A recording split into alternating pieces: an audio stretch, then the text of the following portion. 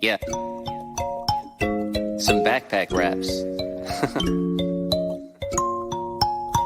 Turn it up. Hey yo, life's a bitch and then you die, yeah we knew that, but screw that. I'll toast to the future, not where the crew at. It's FTB until I'm 6 feet deep. Yeah, we done started a movement, a leader, never been a sheep. So I don't follow the crowd, I'm trying to make my own lane. Lost a lot in this life, but I still got more to gain. Never take for granted the fans who've been waiting for the day I blow like Nagasaki on everyone, ignoring the name. Verses pour from my mind like that Kentucky bourbon. But I was born in the shy, my mentality's urban. Never was sure about my purpose, but I know one thing's for certain. I came here to fuck up the game till I'm wanted for murder. Gotta be honest though, I know I got talent and I'm driven to make my vision come to fruition. No indecision, achieved a lot in life that some said I wouldn't. So what's the difference when it comes to this rap shit they saying I couldn't? Bound to fail, I ask them why. Cause I'm white in my 30s, I got a family and work a normal fucking job. You must be kidding, man, that fuels the fire. And I'm prepared as I get bigger for haters to put me through the wire. But I won't let it bring me down, I got that tunnel vision. Like a horse in a derby, I'm just focused on winning. Passing up my peers, no wonder why I'm always grinning. But when it comes to my enemies, my trigger finger itching. Don't like the negativity, I'm only moving up. So if you ain't with me on the grind, then how can you say I don't do enough? Soon enough, they all go see I proved enough and rock with it. All from the bottom, there ain't no stopping it. Music's my passion and I made a promise to always crush whatever the fuck was in front of me. So let's be honest, do I? Hell yeah, they know the flow dumb. And one thing's for certain, if you don't chase your dream, it won't come. But you can't ever chase your dream if you don't run. So I'm gunning for the tip top, homie, and then some. Make it a habit of smashing raps in my backpack like snack packs. I got my cat backwards, listening to Mac Miller. Got some Nikes on my feet, running them laps around my peers, but they too proud and cocky to admit defeat. But I ain't taking prisoners, they on my plate. It's time to eat, it's time to show them what I'm about. Cause then they'll want a fucking feature, what a piece. That's cool though, I really can't blame them. They'd rather do a track with your boy, cause they won't be getting nowhere if they hate them. But in the end I love this hip hop shit. So I'm gone, got a plane to catch. Kick rocks, bitch.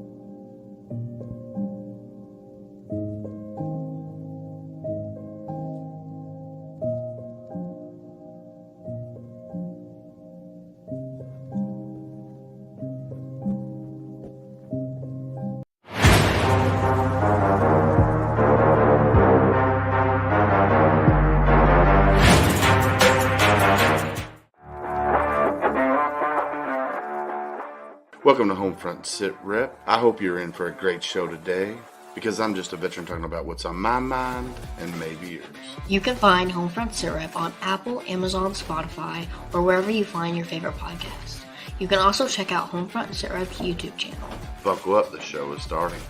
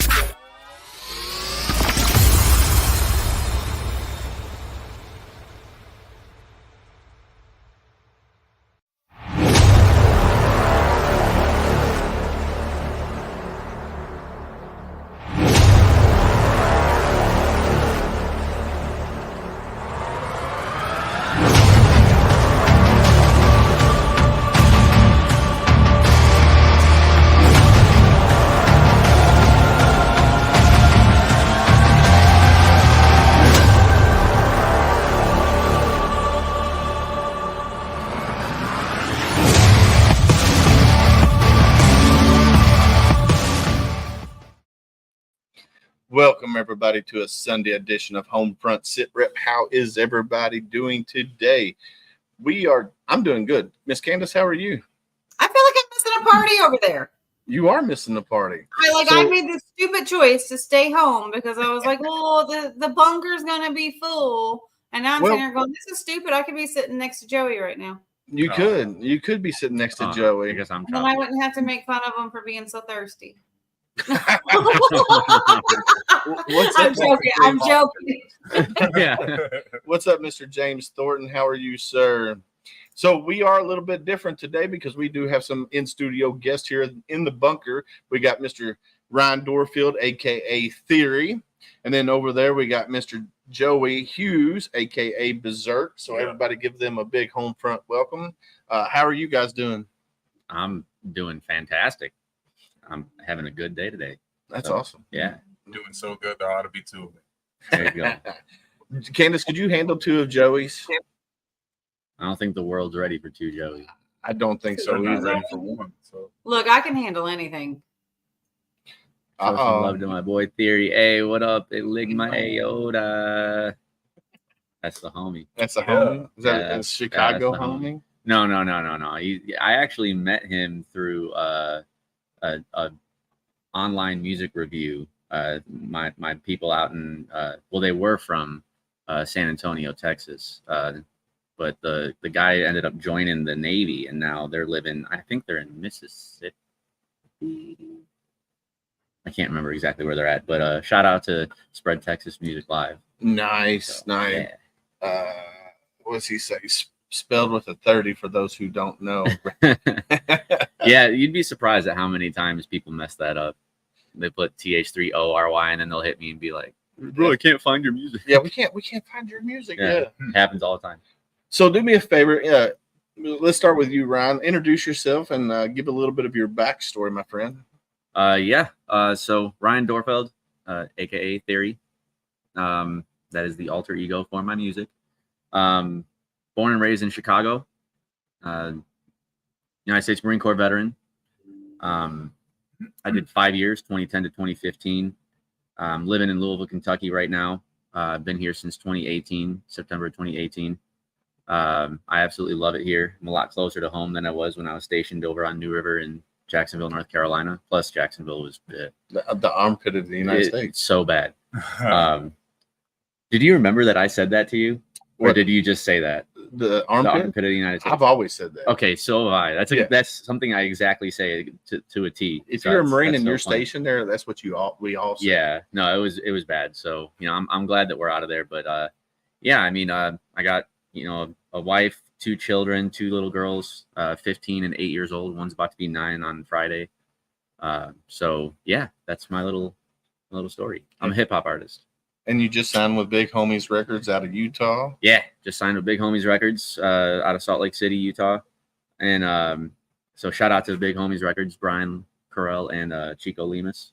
Heck yeah. So, yeah, Big shout out. yeah, Heck yeah. those guys are awesome. All right, Mr. Joey, introduce yourself to the world, my friend. Well, I am Joey Hughes, aka Berserk. I'm born and raised in the 502 Louisville. I am a walking, talking disaster piece. That's what makes my music what it is.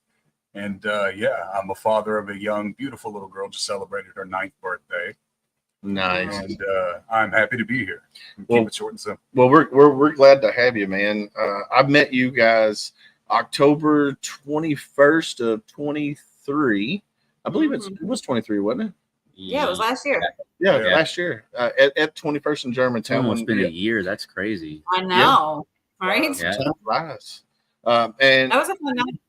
both of There your was a music. lot of really and- great things tonight. Yeah, there was a lot of good things that night, and there were some bad things that night too. Hey, we're gonna focus on the good because it was a great Yeah, night. definitely. But It no, was a good night for a good cause. Too, it was. so. It was. We did a benefit concert for Dogs Helping Heroes that night, and it was a pretty good turnout. Matter of fact, that November 9th is when our next concert's going to be. So, And shout out to Rick Ames, by the way. Rick Ames with Louisville Local putting Entertainment. that together. Yeah. Yeah. Rick Ames is the GOAT. Yeah, Rick is awesome. He was at the Bluegrass Harley yesterday for the event yesterday, and he's talking about doing another one He's talking about doing another concert there. He was making fun of me yesterday. Oh yeah. Yeah, because I had all the Harley stuff on, and he was like, "What is wrong with you? You're all prim and proper." And I was like, "What are you talking about?" First of all, I don't want to be known as prim and proper. So this guy here, Mr. Brian Roof, you met the other night on Tip of the Spear. Yep. He's the host of Every Day's a Saturday, USMC Veteran. Super, super cool. Thanks for jumping on here. Yeah. And you got Mr. James Thornton. I think you met him that night. You met him that night. He's an Army vet, Somalia, Desert Storm, or not Desert Storm, but Somalia vet, Black Hawk Down, Operation Gothic Serpent. So he's on here. Yeah. And then your friend Eli is Mississippi, he said. Yes. So he is in Mississippi. So there you go. And then the homies. He did misspell your name though. That's okay. That's okay.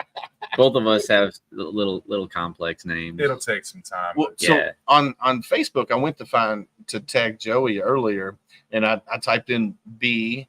And I was like, it wasn't pulling up. I was like, what? So I had to go back and look. You had to do an I. I have to. They will not let me use a special character there, and it makes no sense. Like, you're as an artist, your name is it could be a period. Yeah, and that's what you decide. It's your artistic expression. So An exclamation mark's not a part of it. Most names aren't made with punctuation. Well, I mean, there's a lot of names that have punctuation in them. That actual names. No, not Other like your artist name, like your artist name. Yeah. Well, yeah. People who, put, I don't know. J. Cole has a period after J. Yeah. But are they on Facebook? I guess it won't let you. I guess it'll let you do periods, but not like special maybe because characters. it's like a abbreviation for a period instead of an exclamation point. I think it has something to do with coding. Yeah, because in order for it to be tagged, I think the exclamation mark interrupts. You know what I mean? The highlight of your name. So it does. In due time. You just had to be complicated, didn't you? Just had to be. Yeah. So Brian says stage name or however you identify. Yeah. I mean, it does mean, that if somebody's looking for you like I was, when they try to spell your name like you spell it, because that's what you look up, and they can't find you.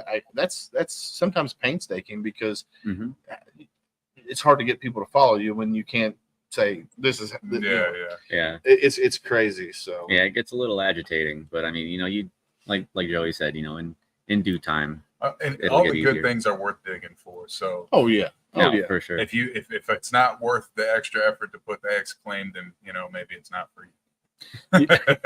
Definitely Good way of looking at it. But you can find them on YouTube, Spotify, anywhere you get your live streaming music.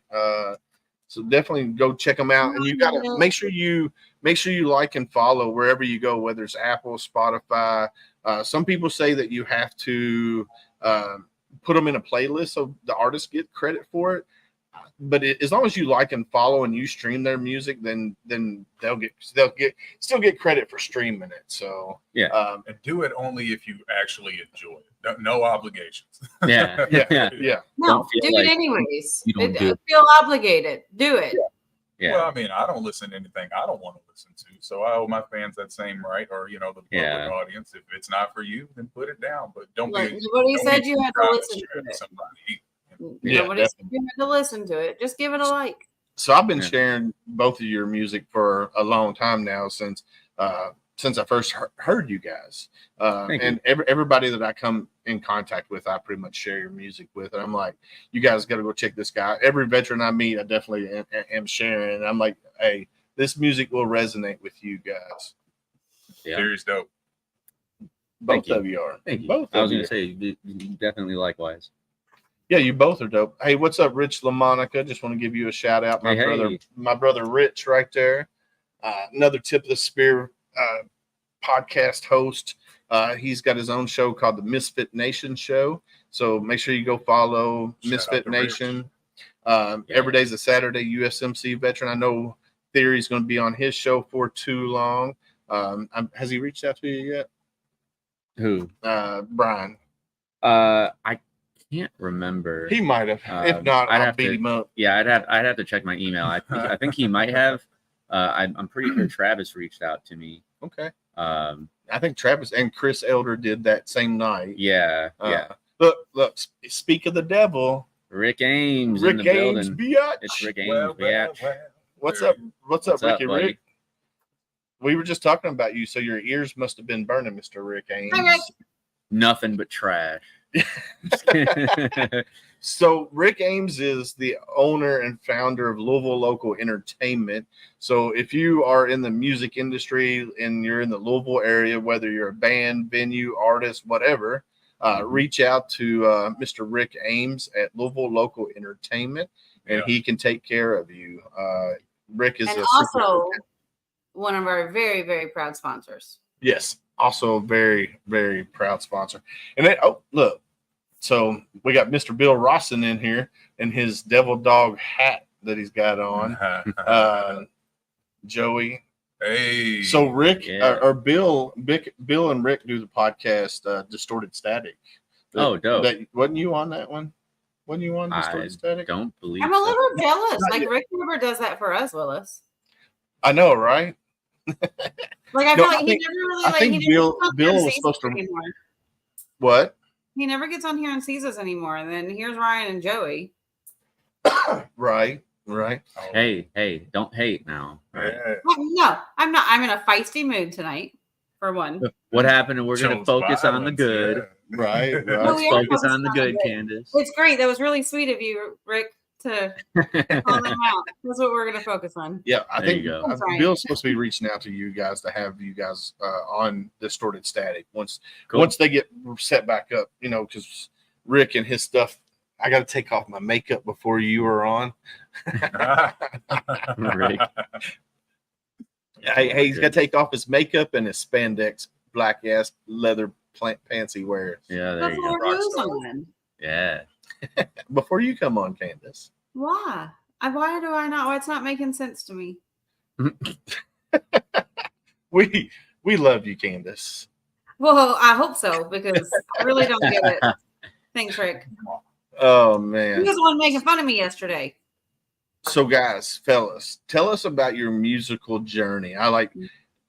Tell us how you got into music and how the healing principles, because I know for you for sure the healing principles of music, and I'm sure Joey's the same way because music is so therapeutic. So tell us about your musical journey. Yeah. So I had always grown up around hip hop from my aunt Amy. She always listened to it when I was really, really young. So I grew up around a lot of the old school hip hop, in the early 90s and whatnot. And the poetry was always something that kind of stuck with me. So I was really good at poetry. And when I was a sophomore in high school, I actually had a poem published. And so I knew I was always really good with words. I just never really thought about doing music myself. I picked up a guitar. I learned how to play drums. I'm really, really big on drums. It's a fun instrument for me. I got pretty good at it. And then after my time in the Marine Corps, I got out in 2015, and I ended up staying in Jacksonville with my now wife, who was from there. And we stayed until September of 2018 and actually ended up leaving because of a hurricane. Hurricane Florence hit the Carolinas pretty hard. And so we came to Louisville to wait out the storm, and we lost everything back in North Carolina. So we had to start all the way fresh. So we were staying in a hotel, then a Red Cross shelter, and the Red Cross shelter gave us a debit card with $985 on it and was like, good luck. After 5 days, because they had to go help people that were actually on the coast. So we got a hotel with that money, and we stayed in a hotel for 2 weeks, and my car got repossessed.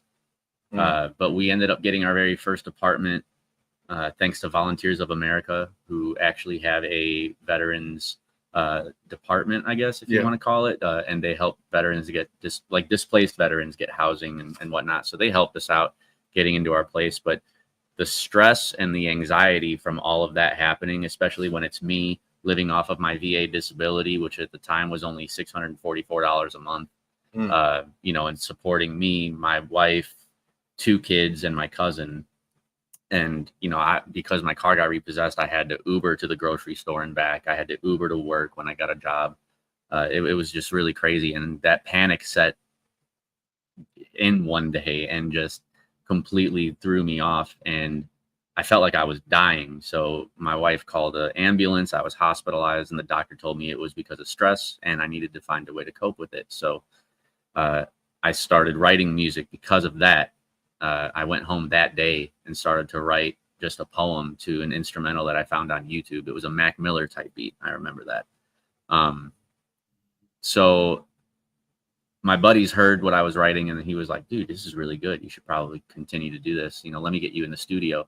And just from there, I fell in love with it, man. And my very first performance, actually, Berserk had introduced me as the opener for my very first ever performance at Vapor Lab in Louisville. Nice. Yeah, it was that's how we met.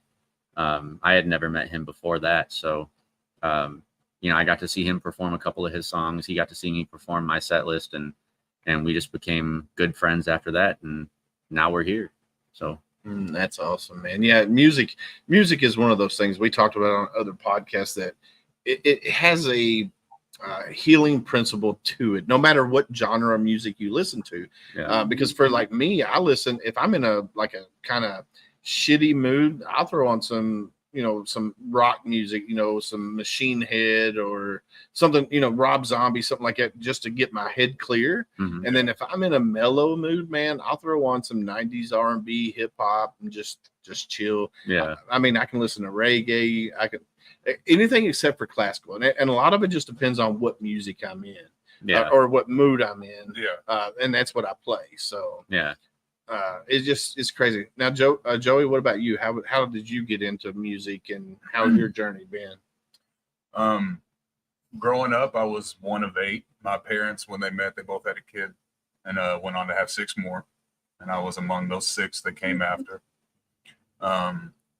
Parents ended up splitting at a young age. Me at a young age, you know, I was 5 years old when they split, and it made my dad dive back into music, which is something that he had always done growing up.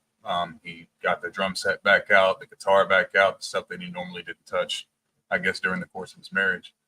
And watching him play it, I wanted to learn so bad, so I started picking it up, learning by ear, listening to songs and playing it along with them. And then it got to where I was writing my own pieces, my own guitar riffs, my own drum patterns, and I would show it to people. Face the front, Joey.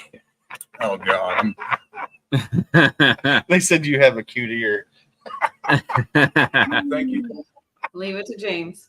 All right, I will face front center. So it's natural to look at the person I'm that. I was gonna say if you want to move the mic. But anyway, I started to write my own drum patterns and my own guitar pieces, and I would show it to people, and the response that I would get back from them wasn't quite what I was trying to project. Like they were like, "Oh, this kind of gives me this vibe," and I'm like, "That's not what I'm shooting for at all," you know. And then Tupac came into my life, and it changed everything. Changed everything. Him, Eazy-E, and Bone Thugs and Harmony, they all came into my life all at once. And I think it was Hail Mary, the song that first had me hooked, that I was just repeat. So it inspired me to write my first rap. And through that, I realized it's a lot easier to get what I'm trying to say across than do it through music. I could write, you know, again, riffs, drum patterns, play the piano a little bit, but it was easier to get what I was trying to say across verbally.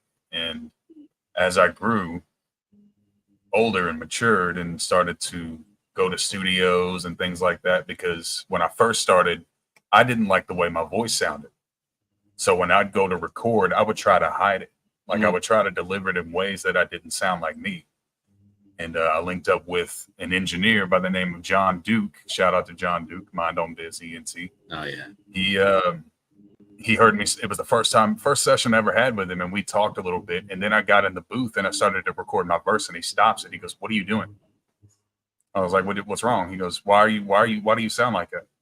I was like, this is just kind of how I want to rap. He's like, try doing it just like How disrespectful Yeah. that seemed at first. Why do you sound yeah, like why that? do you sound like that? He's Bro, like, what? why don't you just do your voice? I was like, okay. And I did it. And then I stepped out of the studio and heard it. He was like, see? And the way it just went with the beat, I was like, oh, I need to not hide this. I need to just let it Be be. you. Embrace it. So, Yeah. and ever since then. Yeah. And it's still a telltale factor. Well, for I you. grew up with a lot of like grew up with the scary stories to tell in the dark, Edgar Allan Poe, horror movies, Yeah. and I was in theater in high school. I did drama. I auditioned for Cinderella, got the Fairy Godmother. Nice. Yeah, You got the fairy godmother. or Fairy Godmother, whatever. Nice. Yeah. So I've always been real big into performing arts. So the stage show and the live show is just as important to me as the music. Yeah, especially if you're an entertaining crowd, you can get up there because there's some singers out there that just get on stage and they just sing. They don't entertain. And for me, if I'm going to go to a concert, I want somebody who's going to entertain me as well as provide good music. Yeah. Because there's some like well-known superstars in the country music that we went and seen here in Louisville. And when I left the concert, I'm like, I'll never go back to another concert. Yeah. Just because they just stand there and they play on the guitar or they sing. And it's just like, you have to be an entertainer, especially in doing rap music. You have to be an entertainer because you got to get the crowd hyped when you're there. So what question? I'll tell you, there's something like, I don't have a question. I have something to say. Okay. That's something I really like about Ryan and Joey. And it's like when we met them last year, there was not only like is their music wonderful, it's fantastic. Like you're sucked right into it. But then like from me, from an outsider watching you guys, like I love the fact that you guys found each other because the way that you guys work together and then you almost feed off of each other. Because I was watching that where, Joey's trying to catch video and things like that while you're going and you guys get the crowd involved. And it was just, there's no way to not get sucked in when you're at one of your guys' shows. Just having, even if it's just one of you on stage, the other one getting everybody involved and just kind of following to see what's going on. It's, I don't know. You get stuck and you get sucked completely in. And I love watching that. And Thank you. like, I can't wait to be somewhere else to watch you guys and how you feed off of each other. Like it works very well for the two of you. Thank you. Very well. That actually, it's funny that you say that too, because a lot of people feel the same way about the music in general with Joey and I. And, there's, there was a point in time where I was meeting up with Joey and the guy that he had been, I guess teamed with, Chad Dundee, and he was doing his videos for him and he was doing, all sorts of stuff for him, and Berserk wouldn't have been who Berserk is without that. And, the thing about it is when I was first kind of hanging out with Joey, the idea that I had for a song together was actually, I was trying to bring that to life. And I was like, screw it, let's just do a collab album together, man. And he was like, well, for what we got going on right now, I'm doing this video, I'm doing a movie, I'm doing this, I'm doing that. He's like, there's a time that'll come. And we did a song together, and a couple more over the months and years. But when we did Freak Show, more recently, it came out in July 21st of 2023, something like that. No, or 2022. 2022. Yeah. Well, let's take that comment down because if Rick had got here at the beginning of the show, he would have already heard them say that. Yeah, so. Rick knows. The only reason he likes me to answer that is because I met Joey at his Vapor Lab. At Vapor Lab. Because when I told him when I told him you were coming on, he goes, ask him how he met me. Yeah. We also know how we met them, Rick, at the show last year. We've already talked about all of it. Yeah, Rick. If you had been on here at the beginning, you would have known. But no. Rick James, bitch. I had to do it. But when we made Freak Show, that was a big turning point for for us doing music together. I mean, we had our first song, Assassination of Hip Hop, was on my EP, Progress is a Process. That was the first song we did together, and it was great. But both of us had evolved so much, and I wanted to do another song, so we did. I think it was GPS next. Right? I think it was, or there were some of yours too, because I know it was like No Favors. So we did. I think we did 2 songs with you, and then finally, when it was album time for the show, I had the song with Be Good on it. Yeah, and I was like, "This is perfect." Yeah. So there was some features, in between the first one that we had and Freak Show, and when Freak Show came out, the reason why I'm telling this whole thing is because my stepdad's dad is about to be 80, and he loves that song. My stepdad loves that song. It's like one of his favorite songs. He says it all the time. At 80 years old, yeah, too, and that's awesome. And they say the same thing. Like, you guys sound great together. It's the dynamic in your voices, because I have more of a higher pitch, and he has that real deep voice, and so we kind of started to feed off of that, and I say all the time, he's kind of the yin to the yang, where he helps me think more creatively sometimes, because I'll even hit him like, dude, I don't know what to do about this, or I have this idea, but I don't know how to bring it to life and materialize it. Yeah. And he will randomly just spew out some stuff, and I'm just like a light bulb, and it flicks, and I'm like, okay, cool. This is exactly what I needed. And we go. And the same happens for him too. It's, if I can chime in a little bit, it's kind of like, so we had 2 songs. Okay. The first, Freak Show, he wrote the hook for, but had it in mind for me to do it. Yeah. So he wrote through my voice. Yeah. And then I had a song on Basket Case called Himothy that I wrote the hook through his voice. Yeah.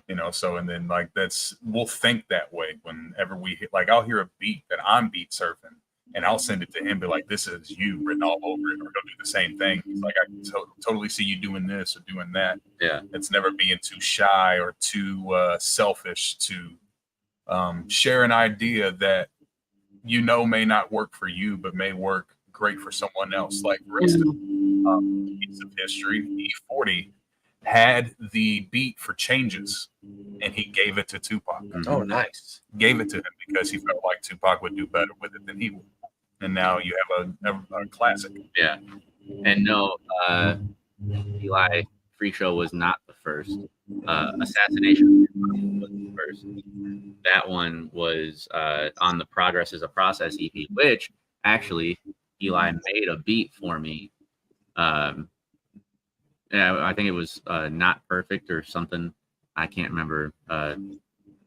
Something around the lines of Perfect, but he made a beat for me on that album. So shout out to Eligme Aota, man. He's a very, very talented artist and talented producer as well. Heck yeah. So Rick says you two have that goes way beyond friends. You all are the best 2 around in your genre. I can testify for sure. Thank you. Thank you. I like to call him my partner in rhyme. Oh yeah, definitely. Yeah. So I found you guys, through Rick at 21st in Germantown, and after I followed you on Spotify, I listened to you like in my truck all the time, and my kids love your music. My wife, she don't really say too much, but my kids love your music. And then Grace, my oldest, she loves Naughty. That's her favorite song. Oh, really? I forgot to tell him that. She loves Naughty. Let's see. You're gonna have to go upstairs and tease her before you leave. Yeah, you're gonna. Yeah, you have to. Definitely. But you're when you 2 sing together, your voices do complement each other very, very well, because I don't think there's any song on, whether I'm following you on, when I listen to a Spotify, either I'm on your station or I'm on his station, and when your songs come on and when you're together, I'm like, man, this is awesome.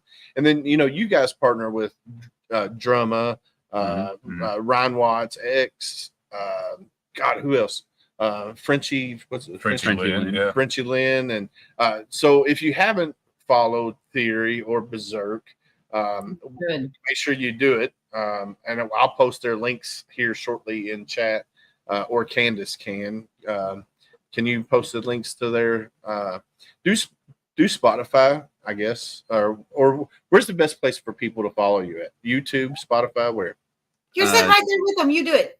Honestly, it doesn't really matter. I usually just tell people Google it. Yeah, Google it. I mean, Choose it from there. I usually, when I promote like new releases and stuff, I use Apple Music personally to listen.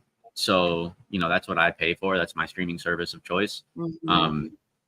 I think it's all the same. I mean, some people argue Spotify's better. Some people argue that Apple Music's better. Some people say YouTube is better. It doesn't matter. I don't care.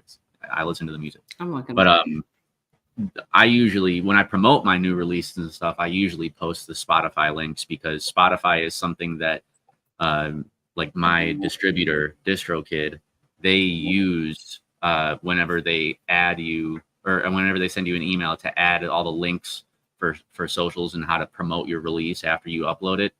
It gives you a Spotify link. It doesn't give you an Apple Music link. So, I got it, Candace. Yeah. So I was working on it. So I know when I first followed you on Spotify, Th30ry, you had only 30 followers. Yep. On Spotify when I first found you. Yep. You're up to 309 monthly now, which is amazing, because I share your shit everywhere. Yeah. And I feel like you need to add a couple zeros to that. Like, it should be there, and it will be. Like, I guarantee it. Both will be. Yeah. Well, the monthly listener thing, it fluctuates so much. At one point I had like almost, I think it was like a little over 3,000 monthly listeners, and that was around the time that I released Lost and Loveless with Binks, because Binks is a significantly larger artist than I am and has a much bigger crowd and a much bigger fan base. He's been doing it forever. So shout out to Binks, because that's the homie. But he featured on that Lost and Loveless song with me, and and he was like, this is going to do some good stuff for your numbers too, because you'll have my audience on top of your audience to be able to blow this song out too. So my monthly listeners skyrocketed once that happened. And then, it plateaued at, about 3,000. And then it just, but the way that I look at it is it's kind of like a staircase, right? Mm-hmm. So not necessarily how it looks and how it's formed, but it went up and then it went down, but it's still higher when it plateaued after it dipped, after the song came out, after a few weeks, whatever. After it dipped, it was still significantly higher than what it was. So now I'm at a resting 300, which before I was at a resting, 90 or 80 or 70. Right. So that's still a significant climb up. And the more and more I release, and the more I promote, and the more content I come out with, and the more followers that I get over time, that number will start to climb, and I'll be at resting, 1,000, and then 2,000 and 3,000. Bluetooth is what? I Did y'all have hear no that? idea. I heard it too. It said Bluetooth is connected. I don't. That's really weird. Someone's wired up. It must be. Is it? It might be mine. Somebody's outside in the driveway hooking you up to the car. Oh, okay. I was So gonna say, look- I've never connected to nothing of yours. I do have a question. I have a question for both of you separately. Ryan, with Yeah. your Marine background, are you worried? Are you scared? No, I'm an open book. Because I know you talked about like how with the hurricane and the changes in life and the stress and things like that, on how that really got you to focus on doing this and getting you into it to find that kind of healing. What do you find with your music, if it does? I'm assuming it does. I feel like we've talked about this, but with your Marine background, on how that helps you and how that helps heal some of those things that you deal with. Well, I don't really have anything stress related because of the Marine Corps. Okay. It wasn't anything like, that happened to me. I was never deployed. I actually had injured my shoulder, and it made me non-deployable while I was supposed to have been scheduled to go on a deployment. But because I had injured my shoulder, I was limited duty for 6 months, and I couldn't after my surgery, and I couldn't go. So the stress came from, and I guess in a way you could say it's because of the Marine Corps, but I think it's more along the lines of that kind of attitude that the Marine Corps gave me, where it's like, full speed always, you know what I mean? Like you're constantly going, you constantly have to be progressing and, kill foot first. Right. And like all that stuff that we're taught about never giving up and all this. So it's like when I felt overwhelmed because of all that stuff that was happening after the hurricane, with, staying in the hotel and the Red Cross shelter in another hotel, and then my car getting repossessed, and us living in a not so ideal neighborhood where it wasn't that great. And, struggling financially, and all these things that were, kind of just overwhelming me at that time. The music kind of took that away.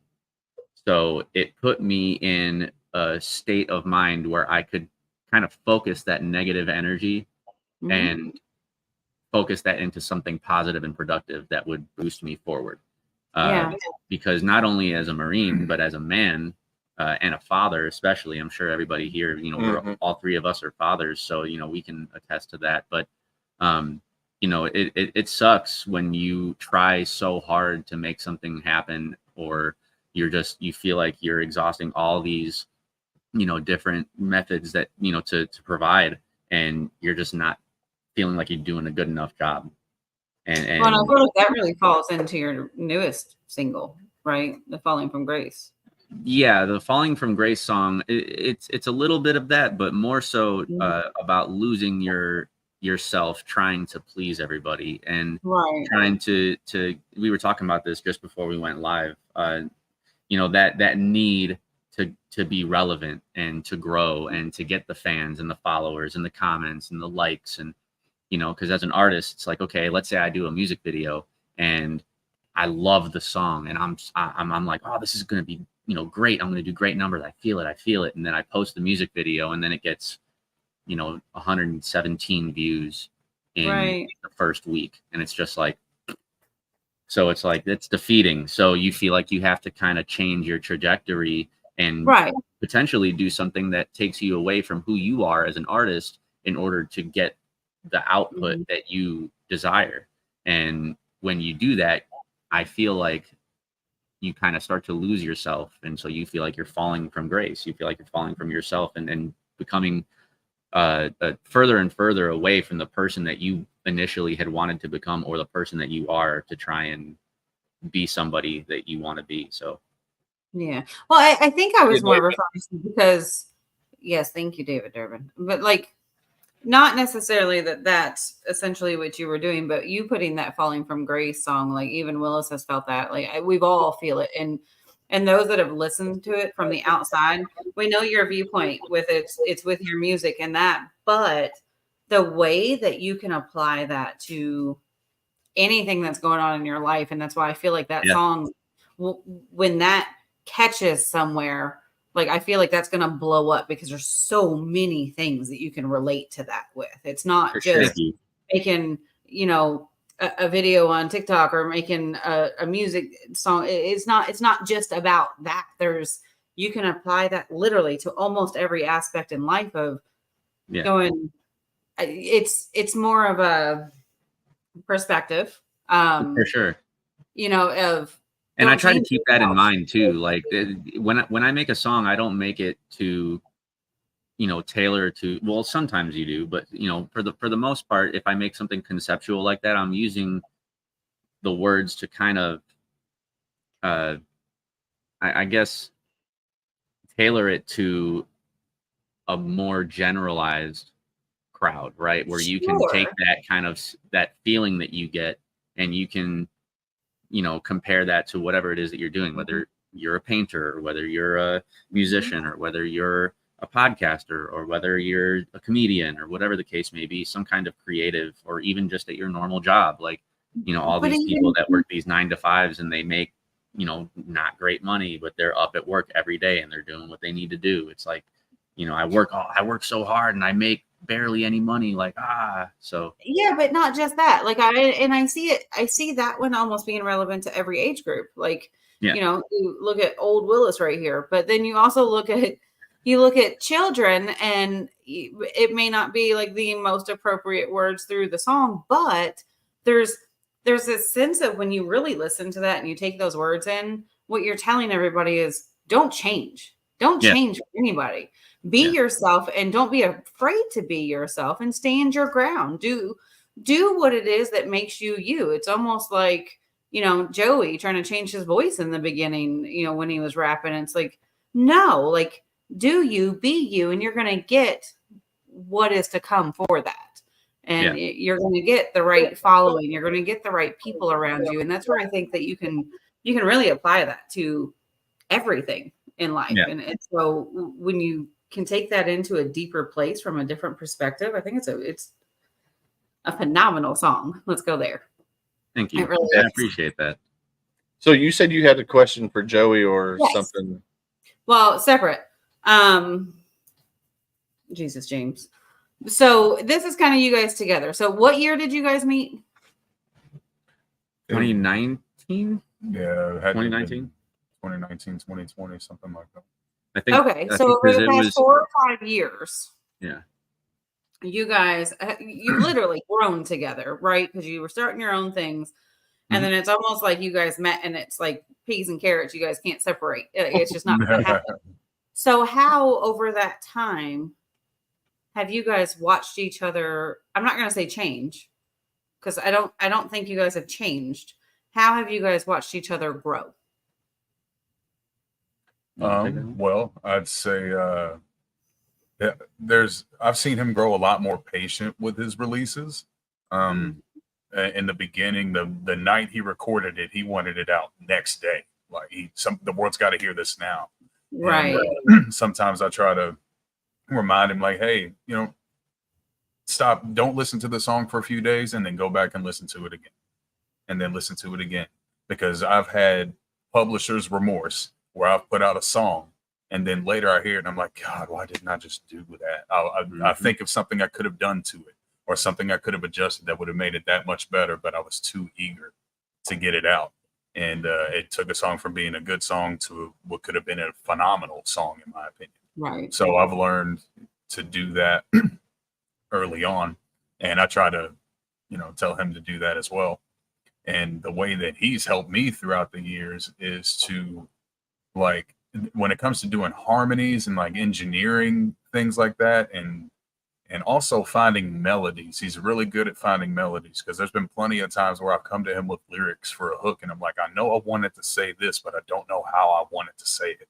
And he'll take the lyrics and just start to hum and say little things and hit little notes that I'm like, ooh, yes, okay, yeah, something along those lines. And he'll open my mind up to things that I normally wouldn't consider in music. I think I have an out-of-the-box style, oddball, if you will. I like to be pretty cinematic and animated with what I do.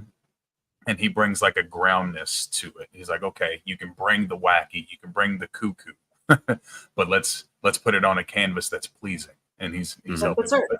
So, yeah. And that's berserk. You know, so does ICP ever come up when people think about you? That's so when I first heard you, huge Violent J. He's if you ask me, he is on the Mount Rushmore of storytelling rappers. You listen to him tell a story, you're in it, you're a part of it.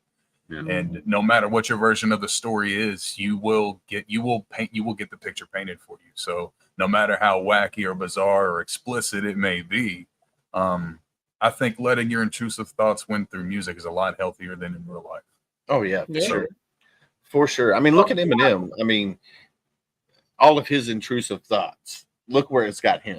Yeah. You know, I mean, but I mean, you also don't want to be a gimmick either, like that. True. You know what I mean? Like, Right. you don't want to just start name dropping people that are famous because you think it's going to get you some clout. Yeah. I mean, Eminem was a little bit more established. Obviously, I wouldn't just start, you know, name dropping people like that. But But no, you're right though. The whole Slim Shady versus Marshall Mathers album, you know, the most recent one, The Death of Slim Shady. You know, I watched that little 12-minute interview that he did with himself, where Marshall and Eminem were arguing in an interview, sitting on couches together and just going back and forth. And I mean, he's not wrong when he says that the career was really boosted because of Slim Shady. So it's because of that wacky, you know, unfiltered, unapologetic side face style. Yeah, because of that, he is what he is now. You know, you don't think of Eminem without thinking about Marshall, somebody who's going to say Shady, whatever the hell he wants to say to whoever the hell he wants to say it.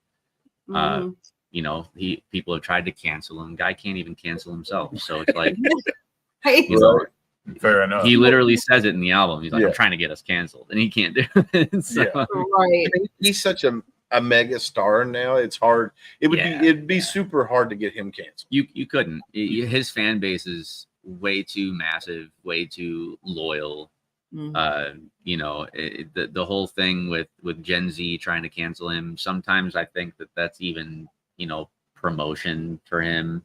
I don't necessarily think that. Bad, I don't even really think. I mean, it might be where people from Gen Z are legitimately offended by him, but I mean, you know, I sometimes also think that a good chunk of Gen Z probably doesn't give a shit about some, you know, 50-year-old dude who's rapping, you know, the lyrical spiritual miracle kind of stuff. You know, they don't care about that. And you also got to watch out for, because like a lot of times posts like, oh, a whole like to really put up a post and say that an entire generation of people have this agreed thought is already insane. Right. So it's all propaganda or just clickbait to begin with, you know. So like you can't ultimately tell me that an entire generation has agreed on this one valid. Like it doesn't happen. Yeah, we can't come together for a president, let alone a music artist. Yeah, some. Like the night that Ryan was on there and we played, you know, Falling from Grace. Like let me tell you that all the different generations and age groups and stuff that we're watching, and every one of them loved it. Yeah. So it's not, you can't stereotype the generations and stuff. But hold on, Ryan has to tell us how he watched Joey grow over the past 4+ years. Yeah, like I'd love to hear the partnership between you two. Yeah, I mean, he kind of touched on a good chunk of it. When I went to be completely honest with you, and I think I might have told him this before at some point, but when he introduced me at my first show, I was so. I didn't know what I was doing. Like I had never been in front of anybody except the engineer at a studio. You know, this is all prior to me learning how to record myself. So I was going to somebody and getting it done. And, you know, nobody besides my friends, my wife, my kids, and, you know, the engineer in the studio had ever heard me rap. So I was so nervous. Right. And, to me, all of the guys that I was opening for, Be Good, Berserk, Drumma, Ritual of Ether, all those guys. Lineup, yeah, it was crazy lineup, so much talent. And it's like, I looked at those guys almost as like local celebrities, right? Like they were all way up here because all of them were like, dude, just get up there, do your thing. And they gave me so much motivation. And like, so I fangirled out for a while over all those guys, but Joey was included in that group, and just hearing his music for the first time that day, I was like, I need to collaborate with this guy. Like, you know, musically, I feel like he touched on already how he's grown. You know, I've kind of, as I've been learning also about melodies and harmonies and this, you know, incorporating more of the singing into my music, he's kind of sort of taken a liking to that in certain songs where, you know, a lot of the times he'll want to do like a high pitched harmony or a layer behind his deeper voice just to make it pop more. You know, and so musically, I feel like his creative process has grown so much instead of just that 2-dimensional, like, you know, rap like this, yeah, and then his lyrics, right? Just straight up the middle all the time. Yeah, and so I love seeing that kind of growth from him because I feel like I also have a part to play in that growth. And that's why I said the yin to the yang. Like, he's helped me grow as far as being more creative and being more patient with releases. And, I've learned a lot from him over the years, a lot. And I'm just glad that I can help on those instances also to help him become a better artist. And yeah. You get in the studio, like if there's any type of bias or selfishness, you don't belong in the studio. Yeah. It's like if you hear something, say something. Yeah. So if he's I do it all the time to him. If like he's working on a song or something, and I'm like, oh God, I hear this. What do you think? And he's like, I'll try it, and then he'll do it, and it's like, glorious. And he'll do the same thing for me. He's like, why don't you try it like this? And I'll be so uncomfortable. He's like, just trust me. He always says that. Just trust me. Because Ryan always said that to me. Yeah, and then Ryan Watts, and it's yeah, so, and it's like to trust. And it's like the ear for the music. I feel like I without sounding too cocky or conceited, I feel like I have a very. You ought to be. He tells me that all the time, and I can't do it. You got to stand behind your product. I know. You do have to be. I have to be more confident. Yes. I'm working on that. He's another thing that Joey if is. I made the music you made, I'd be so full of myself. But I mean, I am to a certain extent. Like I'm confident in my abilities, right? But like, as far as having an ear for music, like I feel like I have that, and I have a very good ear for music. So it's like there are certain things that I'll hear that I'll want to do, but can't. I shouldn't say can't. It doesn't sound as good. And I'll ask him, like, hey, would you mind trying this for me? And then he'll do it. And vice versa. Like when I made a beat for something that we're not going to talk about, I was like, do you trust me? And he was like, of course. And I got on, and before we even put any lyrics, or before he put any lyrics in, onto the microphone, I had done a little harmony, and I put that in a part of the beat, and it sounded, and he was like, bro, that is perfect. Like, yeah. I love that. It's like when you mix colors and paints together, or like you do like a design in a room. There's a detail in it that you can't quite see, but when it's gone, the room's not the same without it. Right. Yeah. So it's one of those details that he added to the song. That's like, if you heard it without it, you'd be like, oh, wait a minute, there's something off about this. Yeah. And then to the naked ear, you don't hear it, but it's there. And it's something so simple. The mix. It's something so simple too. Like, you would never think that adding something like that would be so detrimental to the sound of the overall product. Yeah. And it makes a huge difference. And it's like, all right, so when and this is what I mean with the ear for music, like I hadn't even laid that down on the microphone yet for that harmony inside that beat, and I heard it like randomly, like just clicked, and I was like, ooh, hold on, pause, hit record, went up there, did it, and he's like, what are you doing? And I was like, hold on, did a harmony. And this is on my song, by the way. So yeah. I'm like, hold on, wait a minute. Yeah, and I didn't tell him. And I didn't play it on the speakers. I had it on my headphones.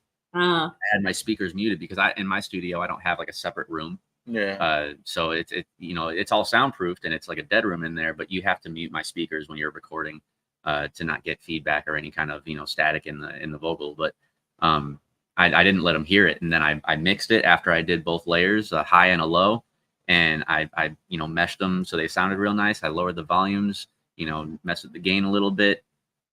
Mess with the EQ a little bit, yeah, definitely, and all that. And I did what I had to do behind the scenes, and then I was listening to it, and I'm like, all right, cool. Unmuted the speakers, and I played it for him, and he was like, bro. He can tell when I like something because I'll like roll my eyes in a way that I'm like, I'm just melted here. Yeah, he just like, he'll throw his head. Yeah, and like go limp. Well, that's just one of those things where I think it's like you guys are truly. I say lucky is not quite the right word, but you're blessed to have found each other. 100%.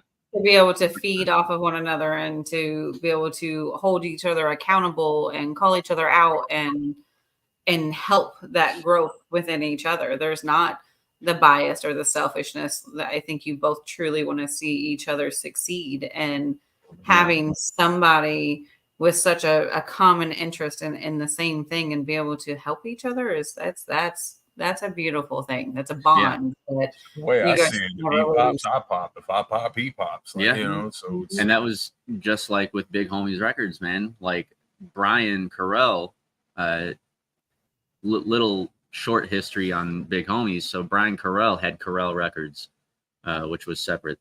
This is before Big Homiez. And Chico Limas had Big Homiez Productions. Big Homiez Productions was not a record label. It was like a promotion company. So he threw shows, he sold merchandise, he, did all this stuff, sponsored car shows, things like that. And Carell Records was a record label.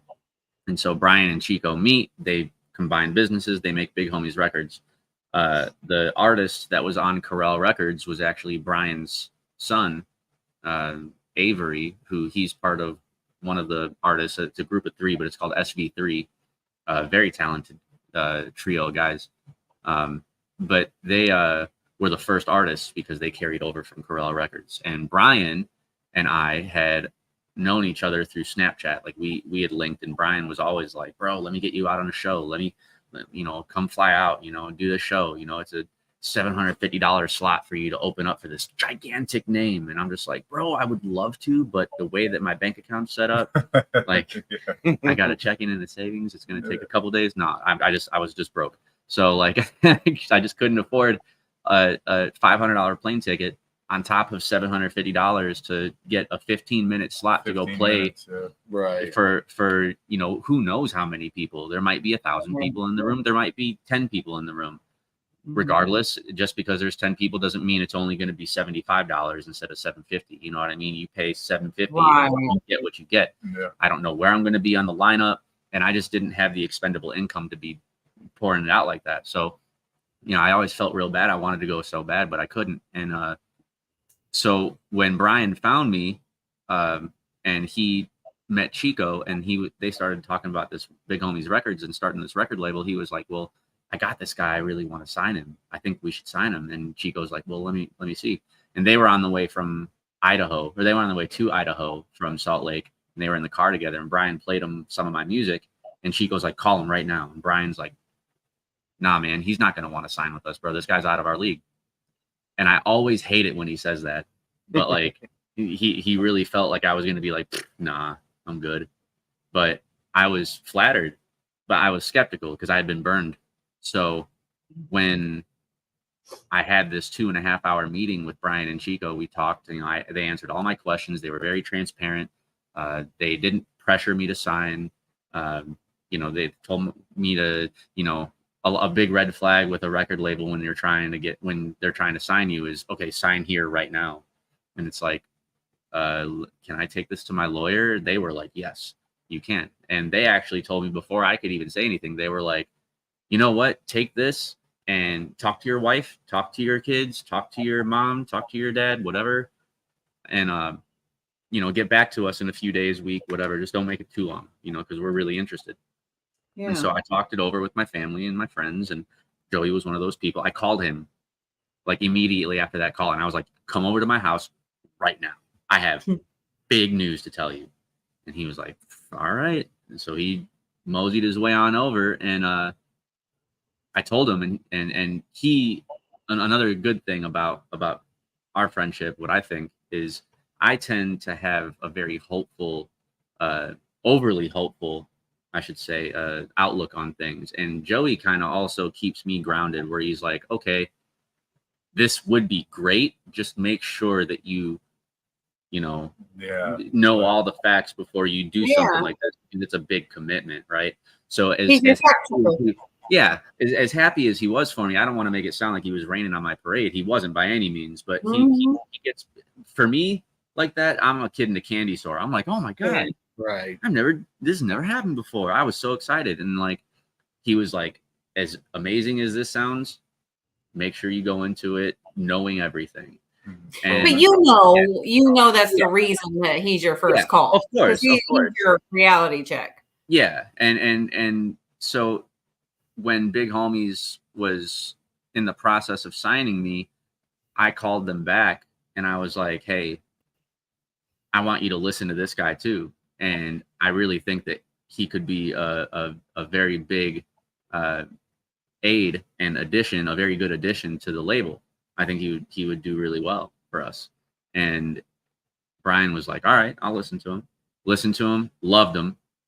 And I was like, okay, so I'm not going to sign if he doesn't get offered something too. Which when he told me that, I was upset. Yeah. Obviously, I was like, why would you? You know what I mean? But you just said it, right? Like you just said it. Like go for it. If I pop, shit. he pops. If he pops, I pop. And I mean, I would say the same thing. Like, you know, if Strange Music or Interscope were to hit up Berserk and be like, we want to sign you, but we're not signing Th30ry.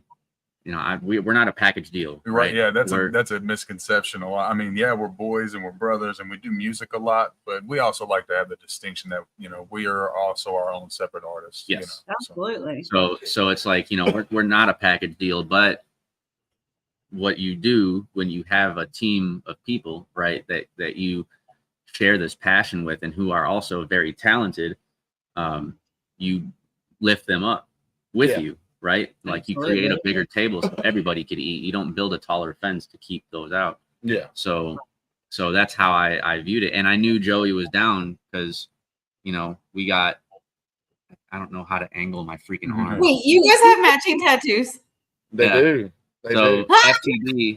FTB is that's so cute. FTB is my LLC that I made for my music actually in 2019 before I even met Joey.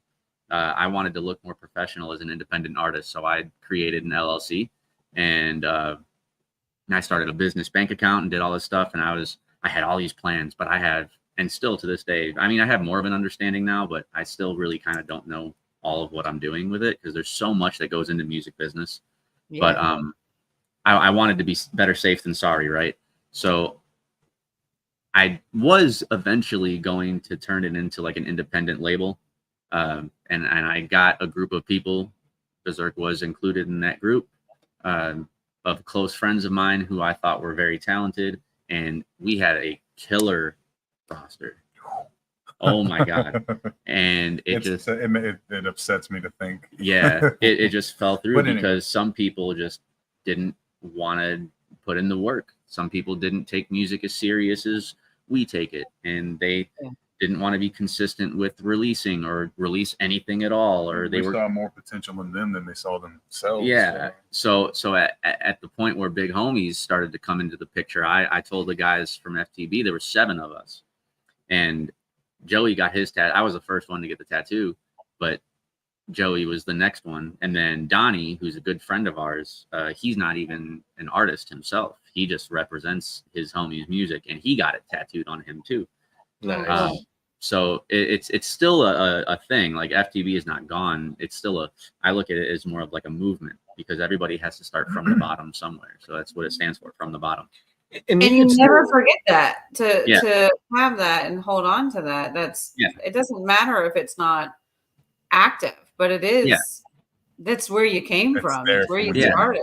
Yeah, and I mean, I'm still going to be doing things as from the bottom. You know, I'm selling FTB merch, and you know, I'm still, you know, selling beats and off of FTB, and I'm, you know, recording my buddies and other clients that you know, want to record at my studio, because I do record artists for you know, paid slots if they want to pay. You know, it's one of those things where I still can utilize from the bottom as a business, and I do it, and I intend on continuing to do so. It'd be smart to keep doing it. Oh, for sure. And that was one of my biggest things with Big Homiez. I was like, can I still conduct business as FTB, you know, even though I'm signing a contract with you guys? And they were like, that's fine, but you just can't release music under FTB. It just has to be under Big Homiez Recordz. Mm-hmm. And I was like, I mean, whatever, you know, part of our contract, you know, I'm not going to obviously dig into the contract with everybody on public, but, you know, they don't take percentages of certain things from us. So like our merchandise, like if we want to make Th30ry shirts or Berserk shirts or whatever shirts, they don't take, you know, any percentage of those. So that's all our money. We get to pocket 100% of that. It's included in the contract. Because I asked them if I can still make FTB merch, and they were like, yeah, we don't care. So I'm still utilizing that as my business. Yeah. But you know, it meant more to me than just the business, and it meant more to me than just the music. And when you have a good group of friends who believe in that vision that you hit them with as much as you do, those are the people that you want to keep around. And when Joey decided to get that tattoo, that really kind of solidified it for me. Like, this dude's about it. Like, you know, he sees the potential for me. I see the potential for him. If I go, I'm lifting him up. If he goes, he's lifting me up. But at the same time, respecting that we are not a package deal. We are our own independent artists. We're individuals. You know, we just want to see the best for each other. Yeah, for sure. And, you know, as artists. So I'm gonna make a comment that you didn't let me say earlier. So we had Sergeant Records, we had Scotty Frazier on, and I played him "Falling from Grace," and that's when I tagged you, and you jumped on kind of right after I tagged you, and dude, he's like, I need to talk with that guy. I want him to come to Texas, to Houston, to play some of the shows there. Yeah. So I'm down. I got you connected via email. I don't know if he's reached back out to you since, but I don't think so. No. But he's like, dude, he you know, he's a Marine Corps veteran. He's got a song out that wasn't even released yet. We played it first here on the show. It's called American Made, and we played his song, and then we played yours, and he's like, dude, that guy is a lyrical assassin. I forget. He just loved the way you put stuff together, and it was just like, holy cow. So thank you. But go ahead, Candace. I've been holding on to that for a while because you interrupted. Oh, Willis had to pull me and hold on to something for a little while. Go eat a crown. No, like he was over there. Right. I know. I know what color they are. So out of curiosity, because you are a Marine, because once a Marine, always a Marine. Yep. And we all met, the four of us, at a veteran suicide awareness concert last year in October. Now, I see, like, anybody can see the pool because you're a veteran. But like coming and involving yourself with the podcast and things like that, and the other things that you've kind of stepped your toes into lately with the veterans, what pulled you guys last year to give your time and your entertainment to something that it was the Veteran Suicide Awareness Concert? What was it that brought you into that? Other than Rick? I was going to say Rick was just a big chunk of that for me. Just because, you know, he gave me my first job when I was at the Red Cross shelter when we first had that hurricane and we were evacuating because of it. You know, he was one of the people who really was like, I'm going to help this guy out, you know? So I always try to return the favor for Rick whenever he needs something, you know, because he helped me get established in a new city with, I knew nobody, you know, and I had nothing except the clothes and crap that was in my car. So it's like, you know, anytime that somebody does something like that for me, I try really hard to return the favor anytime that I can. You're forever in my good graces. So that was a big chunk of it. But being a veteran and having lost friends to suicide, veteran or not, because I do know a couple of veterans who were, I'm down. Let's figure this out first, though. We'll talk. But you know, for me being a veteran and having lost friends who are veterans and not veterans to suicide, you know, as unfortunate as it is, I was even just honored to be able to be asked to do that. You know, granted, you know, there was meaning behind the show, and I would never try to utilize that for any kind of promotion for myself. I just wanted to be a part of it because I want to help support that community. And this is what I was telling Rich on Misfit Nation the other day, you know, a few days ago when I was on his podcast. You know, I've talked to my wife about it numerous times over the years, you know, where when we start actually making some real good money off of this, off this music and it really starts to take off, one of the things that I want to do first and foremost when I start getting into that bracket of being able to is give back to the veteran community. You know, homeless veterans and suicide awareness, wounded warrior, you know, kind of thing. I just love being a part of something that's bigger than me, which is my whole reason for even joining the Marine Corps in the first place. So James up here made a comment earlier. Next year, I don't know exactly when the date is. I don't think he knows either. I think in April.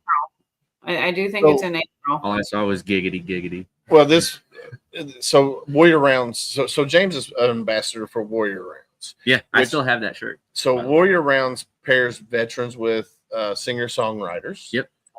We're going to be doing Warrior Rounds in Kentucky.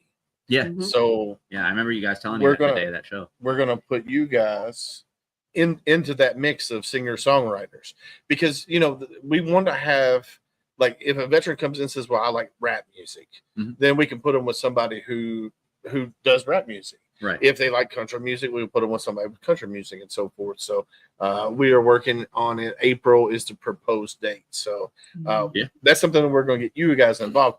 Now, Joey, to piggyback off of Candace and what she asked, how did you get involved with doing the veteran stuff? Yeah. Well, Rick reached out to me about the show, and he had already let me know. He's like, I reached out to Th30ry, and Th30ry says he's a go for it. And I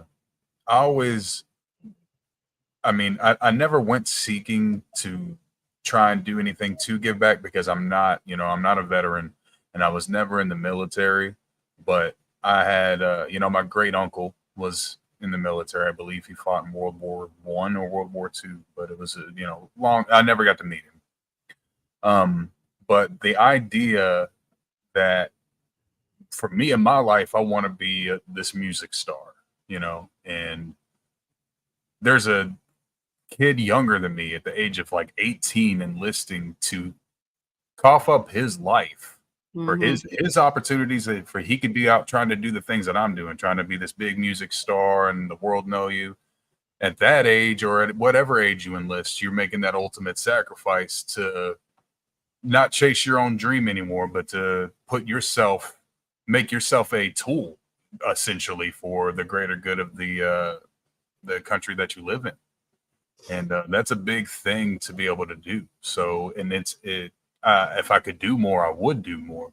But with what I can do, if my song makes you forget about a bad experience or gets you through a drill or PT or anything like that, it means the world to me. So showing up to do the show, and again, like I did feel kind of a little out of place because everyone there had served. And not everyone, but a lot of people came up and they're like, what branch, and I was like, none. And they're, oh, okay. I'm like, I'm just I'm a music artist. But, a patriot. Yeah. Yeah. That's when you say there's nothing wrong with that. There's no, we need, as veterans, we need a shit ton of people who are patriots. Yeah. Because like you guys, I'm not military. I mean, right. I tried, but. So like you guys in music, you guys lift each other up. We as veterans, and what we like to highlight on HomeFront Sitrep is all these other veteran service organizations that want to work together. Because the only way that we're going to eliminate the 22 a day is when we work together. And that's what I love about you guys. You guys are willing to lift each other up. Whether hey, I got this beat that will sound good for you, or hey, you might want to try it this way, which is amazing. And there's a lot of veteran service organizations out there that love working with each other. And then, but you have those select few that's like, oh, well, you can't have my vet. These are my vets. No, to eliminate all the problems, we have to work together. And I'm not just talking about the veteran service world. I'm not talking about the music world. I'm talking about as humans in general.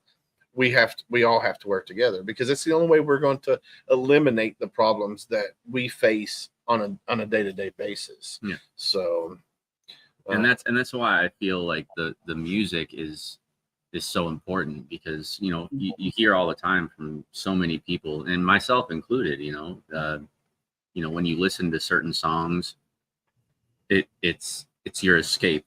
right? Mm-hmm. It's your, I guess, your moments where you don't feel like you have to be stuck in reality. You can kind of escape to this fantasy world and listen to somebody else's story even, and you'll find that people share the same story as you, and that song touches you in a certain way where you're like your feelings are in it, like, right, like you're not alone in that struggle. So it's like, with music, it has such a huge potential to reach so many people and do so much good. Not saying that every song that I make is going to be meaningful, and I get my kicks where I want to just make something fun just to turn up to, have a good time, whatever, be goofy or just flex my talents a little bit, with the fast rapping and the lyrical wordplay, things like that. Like, there's times where I want to do that, but for those moments where you want to make something meaningful, it has so much potential to do so much good for so many people that listen to it, and having the kind of platform that you have where you are considered one of those people who has that gift to be able to touch people musically. You want to capitalize on that, and you want to utilize that platform for good. Oh yeah, for sure. But there's a thing to that though. Like you were talking about, it's not all going to be meaningful, but the reality to that, Ryan, is it all is. Even your fun and showing off is meaningful, because just like Willis was saying earlier, it depends on your mood. Like, you could be down and out and spiraling, and there's certain music you listen to. You could be falling in love, and music has a different thing to it. You could be out just having a great time with on a boat in the water, and those fun show off moments, they're all meaningful. And every piece of music matches up to something. It's almost like I was talking about your falling from grace. You really can match something to different parts of your life, different parts of your day, even, because you could go through a day listening to the 8 different genres of music because of an emotional roller coaster you're on, or just new life experiences, or times that are passing where you're having to sit and have a glass of bourbon and a cigar because somebody passed away. I mean, there's all the different emotions that go into music, that it's meaningful no matter what kind of music it is. Yeah, and it's because it's so subjective, and everybody's going to take it in, a different way. And that's one of the things that I think is so beautiful about music is, everybody's got a different outlook and a different feel that they get from it. I mean, not everybody has a different one, but I mean, you know what I'm trying to say. Everybody has a different perspective. Yeah, you're not everybody is going to receive what you're saying in your music the same way. You'll have a group of people who see it that way. Like, you make a breakup song, right? Like Lost and Loveless was a breakup song for me, where it was like not really a breakup song, but like you had been broken up with, or your relationship just ended, and I wrote it from a perspective of when that happened to me before, and I felt like I wasn't good enough, and I was made to feel inferior because this girl told me that I was, and like, I felt lost and loveless, like nobody's going to feel that way about me again. And there's so many people that feel that way. So it's like, lost and loveless, never again. Like, you're never going to make me feel that way again. And, enough is enough. And I had to put my foot down. So it's that song was written for that feeling. So it's like when people are going through breakups, or when they feel like they're less than their partner or their ex-partner, they can hear that song and be like, this is really how I feel. And they'll bob it, and they'll like it, and it'll receive to them differently than it would somebody who's super happy in a relationship that might just like the way that it sounds, or the way that it was sung, or it's so subjective, and I love that. But it can also be very defeating as an artist too. And I know Joey can attest to this. It can be extremely defeating when you have an intention with a song and it's not received in a very good or positive way, and you get all this, social media is toxic for this, but you're always told as an artist, don't read your comments, because Post it, ghost it. Yeah. Yeah. Because you're There's gonna always look gonna at be these comments and fears. you'll see 100 different people that are like, dude, this is great, this slaps, this is amazing, this is my favorite song. And then you'll have 20 or 30 people that are like, you sound like Eminem, bro, you're in your 30s, what are you doing? Go take care of your family, get off a microphone, get a life. You're fake, you're this, you're that, you're white in a predominantly black culture. It's like, dude, you see that and you can't help but feel defeated when you read stuff like that. So it's like you never want to read your own comments or no, but you also have to remember that somebody's sitting behind a keyboard, and guess what? They didn't like your song. So be it. It's okay. Yeah. Like, it took me a while to get to that point. Yeah, but it's like like you had to everyone sit else here and read into this and tell me I'm doing something wrong in my life instead of just saying I don't like your song. Okay, Yeah. you check out the next one. If not, that's okay. Like, yeah. And it's I've actually won people over by that. I had joined a contest for Joyner Lucas, who is one of my favorites. He's incredible. But he was doing a contest for a remix for his ISIS song. And that was featuring Logic. The original was featuring Logic, who is one of my favorites also. And he took out that second verse and he put it out as a contest. And whoever had the best verse got to feature on the song with Joyner Lucas. And so he was listening to these songs or to these verses, these inputs from all these contestants. And somebody had commented on mine saying, bro, Joyner doesn't want another Logic verse. He wants somebody different. He's not going to choose yours. And granted, it didn't get chosen, but that same person had dove into my catalog, that went on my Facebook or Instagram or whatever it was, and literally took the time out of their day to go through post by post and post negative stuff. And I was like, what the heck, dude? So finally, he DMs me and he's like, it was a shareable link to one of my other songs. And he was like, see, this is more original. This is something that I like. And I was like, what? Like, I'm glad to have had your approval. So. Yeah, Right. yeah. I was like, let me go ahead and say that my life is complete now, that you've given me the green light, your blessing to continue doing music. Like, thanks for that, and making sure that it was private when you had something good. You get that, and it's like, okay, but if you don't have haters, you're not doing something right? Yeah. Everybody says that. You know you're doing something right when people are trying to build you down. And there's that saying where Misery loves company. when misery loves company, but also when you're about to rise up, the devil tries to pull you down, right? So it's like, okay, I could either take that negative energy and beat myself up, because remember, I was in Chicago at my cousin's wedding when that dude said that, and I was going back and forth with them on comments. Yeah. And I was texting Joey comments. I was taking screenshots and sending them of the conversation between me and this guy. And he was like, Theory, even your name is a ripoff of Logic. And now your verse sounds like him. And I was just like, first of all, and I went into, I didn't like shit talk this guy, but I went into like why my name is Theory. I was 30 years old when I started doing music. Music is my escape. I had a panic attack and it saved my life. When I say hip hop saved my life, I have a song called Hip Hop Saved My Life. That I mean that literally.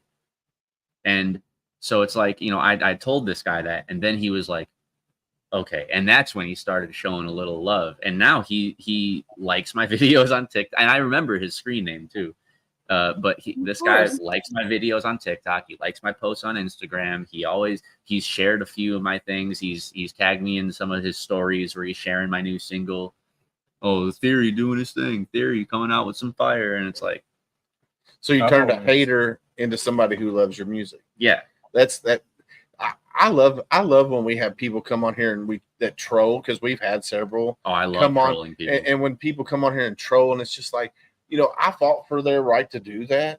and I'm okay with it because I love when people are coming on it's troll weird to because think they're, of that, but you really I know, do. it gets me all riled up. trolling. They're still streaming my show. Yeah. You know, or they go to YouTube and they make comments. Like they go back and watch a video and then they make comments on that video from 3 months ago, and it's just like, well, thanks for watching. You know, that you're helping my thanks for the thanks for the view, and thanks for the view, your comment boosting the algorithm for me. Anytime Like, I've ever ran into like somebody putting hateful things or like negative comments, and I'll try to tell him the same thing, is that it's a lot more satisfying to me for them to swing at the air. yeah. To sit there and let them just, they're a boiling Don't teapot, respond. and there's nothing more satisfying to them as if they hit your radar. Yeah. I won't Right. give them that satisfaction. Definitely. And now I don't do that. This was Good job. 3 years ago. Yeah. Now it's like I expect it, but Like just sitting there, it's like me, I'm watching them just squirm, and I'm like, God, you want nothing more than for me to say something to you. Oh, You're yeah. trying so hard. Yeah. It's cute.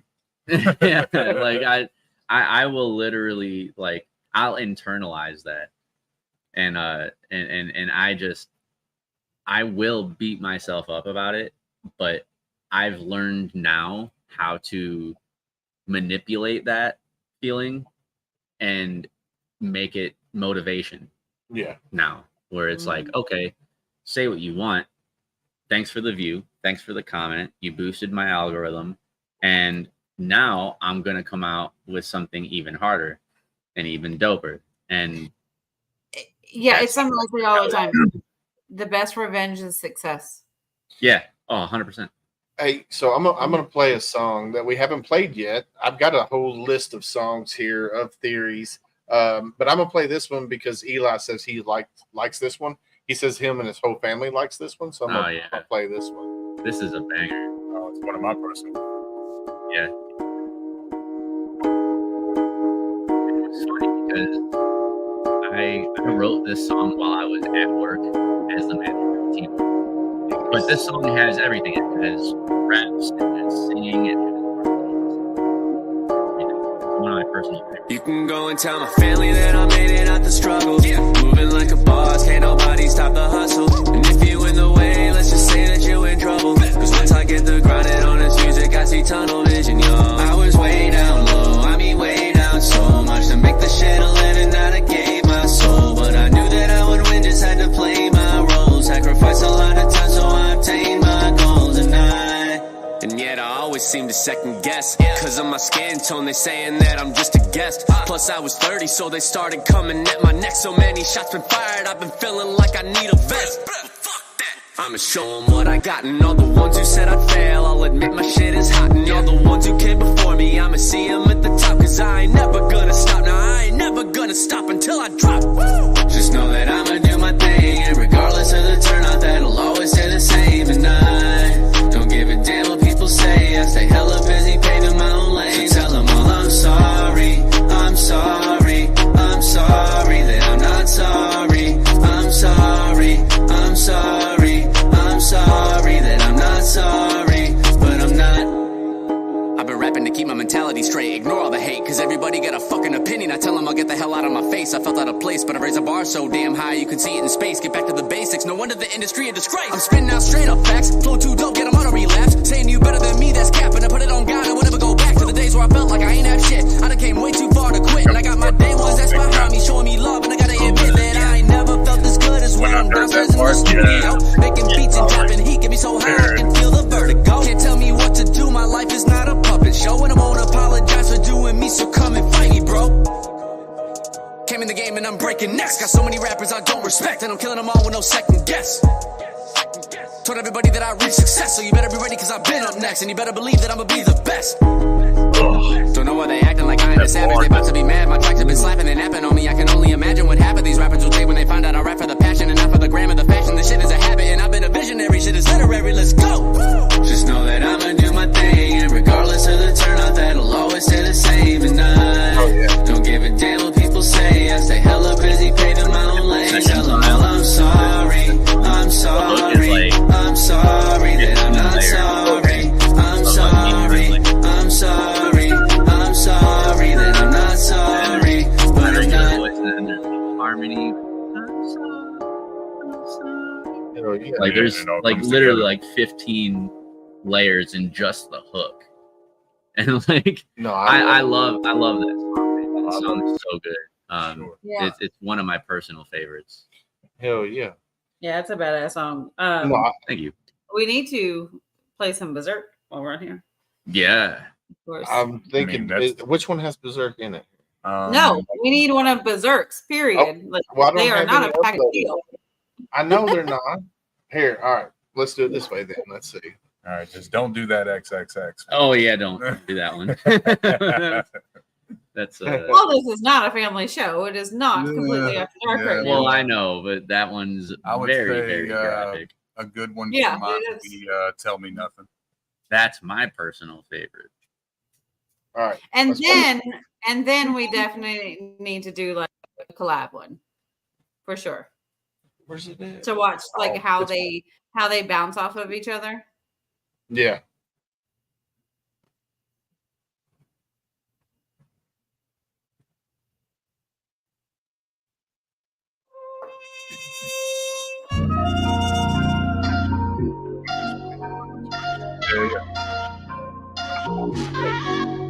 I go hard, I get paid. I've been dope, I've been great. Always They love first, and then hate. Works with Try to run back. Mistake. It's too late now. Thought you had me whipped, let me see you break down. It's the kind of shit that make a hater say wow. They have to want to hit, they gotta hit the PayPal. Run it up. I'm just on top of my game. There ain't no way around it. And that little screw in my brain. Guess you can say I found it so dope. You can't tell me nothing. So cold. You can't tell me nothing. So dope. You can't tell me nothing. So cold. You can't tell me nothing. I'm an asshole. I know that. Yeah. Old news. Yeah. Old facts. So true. But a throwback. You just gotta pardon me like Kodak. Yeah. I'm a goddamn monster. Pop the top and then I set it off proper. Rock the spot and then I'm headed off clocking. I cannot know ever be the one dropping. Yeah. They can feel it in the chest. I got the flex now. Yeah. I be doing my thing. Niggas stressed out. Yeah. They only worry about who the best out. Same ones that ain't never had to put their neck out. Give it up. I'm just on top of my game. There ain't no way around it. And that little screw in my brain. Guess you can say I found it so dope. You can't tell me nothing. So cold. You can't tell me nothing. So dope. You can't tell me nothing. So cold. You can't tell me nothing. Work, flex, work, flex, work, flex, work, flex, work, flex, work, flex, work, flex, work, flex. What you know about that? Yeah. Trying to climb with everybody on your back. Still I make it look like nothing, no slack. Yeah. Give me for the work and then I send it right back. Yeah. Flock to me, they can't resist. Got the whole club like whose man's is this? Say I with the rock, how I handle it. I'm trying to put on the click like Sandler did. Yeah. I'm just on top of my game. There ain't no way around it. And that little screw in my brain. Guess you can say I found it so dope. You can't tell me nothing. So cold. You can't tell me nothing. So dope. You can't tell me nothing. So cold. You can't tell me nothing. Work, flex, work, flex, work, flex, work, flex, work, flex, work, flex, yeah, work, flex, work, flex. Look, gotta hit the breakdown. Yeah, nothing in the world they can have to say now. Hop in the game, I'm seeing how it plays out. Yeah. Stuck in my lane and it's a one-way route. Yeah, ain't nothing changed. I'm the same old me. Don't feel the same, then you didn't know me. I had my name since in 03, but now they hate and it can only be cause I'm just on top of my game. There ain't no way around it. And that little screw in my brain. Guess you can say I found it so dope. You can't tell me nothing. So cold. You can't tell me nothing. So dope. You can't tell me nothing. So cold. You can't tell me nothing. That's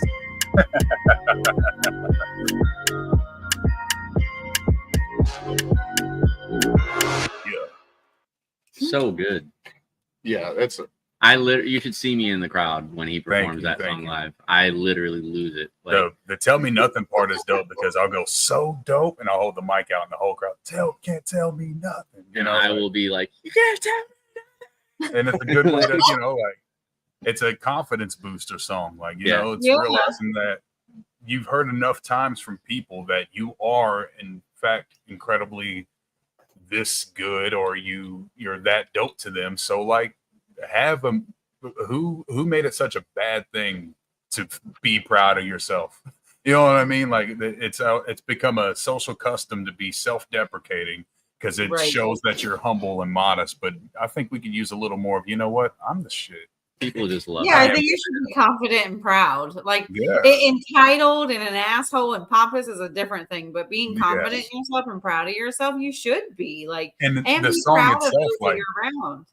and the song itself already like answers a hater's question. So like you could be sitting there listening to the song, but like this sucks. Well, can't tell me nothing. You know what I mean? Like, Right. Yeah. So What is your guys' favorite that you've done together that we should throw out here? Mm. Do you have different favorites? published. Yeah, it has to be. It has to be published. We can't do Yeah. anything that we've got in the vault. I would say of our published material, it's hard. You're gonna say Freak Show. I want to say Freak Show, but Life of the Party, man. I think love Life of the Party's. I got love Freak Life Show. of the Party. Life of the Party is good. My They're personal both favorite. essentially like the same, but one's they celebrate two different eras. My you know, like one's my the future, personal one's the favorite throwback. is Totally Tober. Totally Tober's good. Totally Tober is the more fun, I think, the more fun, kind of goofy side of us. Because this Totally Tober would be under an FTB release. Yeah, It's it on would be under Basket Case. FTB. I have actually been sober from alcohol for 8 months. This song. Thank you. This song was I've been made sober for about 12 hours. Yeah. Yeah. Hey, first step. Oh no, he's not going No, sober. yeah, I'm not. good. I don't think I have a problem. No, I'm no. teasing. I'm just saying he's not going to quit. No. Like, he doesn't quit drinking. But the thing about Totally Tober for me is we recorded that song hammered, and it was so good. We freestyled the hook on the porch. too. Yeah. It was so good. we were so drunk when we did that song, and it's just fun. Like, it's, you hear it, like, instead of saying I'm totally sober, I'm totally tober. So I was like, let's do that. And then like you could hear it in the very beginning, like the very first thing that you hear anybody say in the song is, "Where the hell is my beer?" And that's me. And Joey had hit record, and I was like in the booth, and I was like, so that wasn't like a part of the song. It wasn't supposed to be a part of the song. It was like me legit being like, we "Where were the hell is my meth beer?" trying to make this song. So All right, let's play it. Sorry. Totally play it. I would so be down to listen to that one. Yeah. It's so good.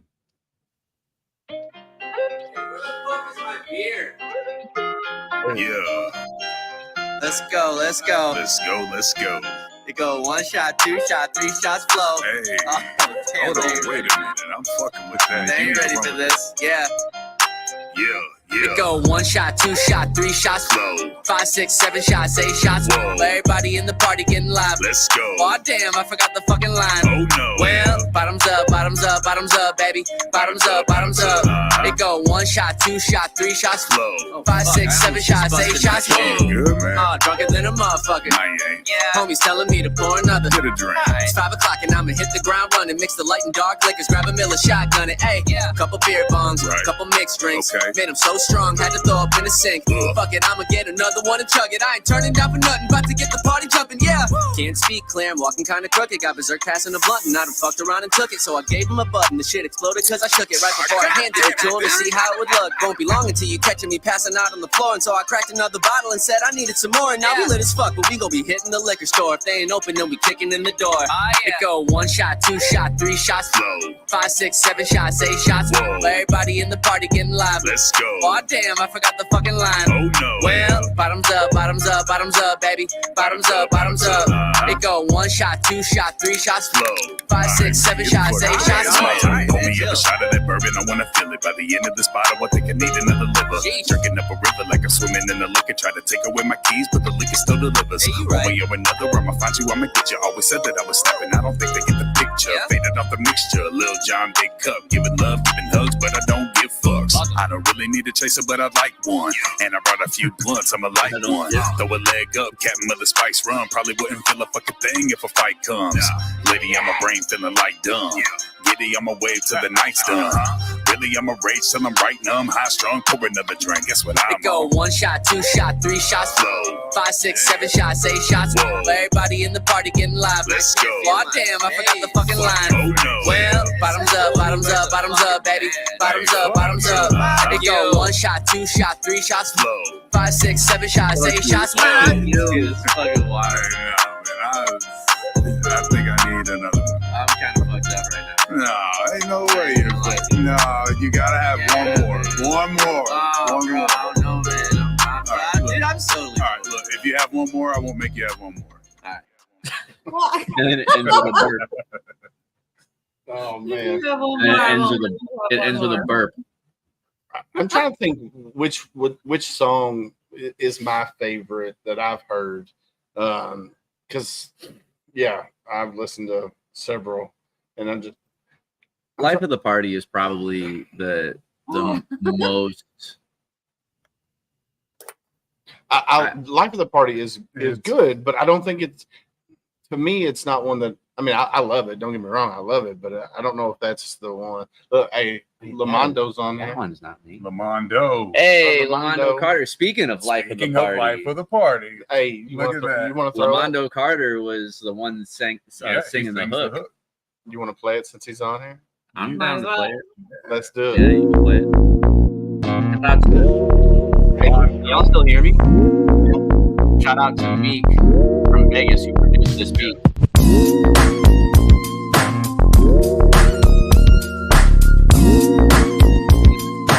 Oh my god.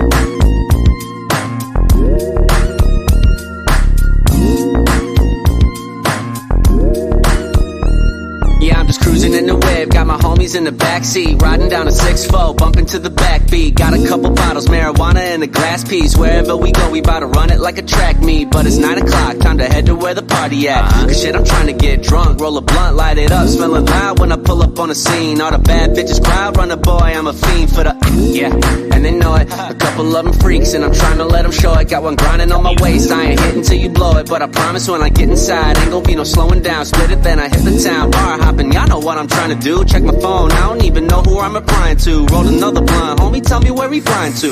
Trying to keep it going for another night or two. Yeah. You know, we the life of the party, and you know, we about to get it started. You know, the ladies sipping on Bacardi, cause you know, Yeah. we the life of the Well, party. you know it's just the same shit, different day. Yeah. Jump in on my shoes, about to fly away. I'ma drink away the blues with the Alizé. Sipping to the rate, no clue what I'm trying to say. Outside with the team like your boy Hank. And you know we got it lit like propane. From the east side all the way to Spokane. Everybody moving, yeah, we bringing back the Soul Train. Said they wanna catch a vibe, say less. Got the game still tight, yeah, we stay fresh. What they about to do next, but they can't guess. At the bar, ain't about to blow the whole paycheck. Tell a petty hater stay in their lane. Can't admit they dig the boy, throwing dirt on my name. When I hit a fill a void with impeccable aim, they wanna do it like me, but it just ain't the same. And I ain't gotta explain, cause You know, we the life of the party, and you know, we about to get it started. You know, Freestyle the it. ladies sipping on Bacardi, cause you know, we the life of the party. You know, we the life of the party, and you know, we about to get it started. You know, the ladies sipping on Bacardi, cause you know, we the life of the party.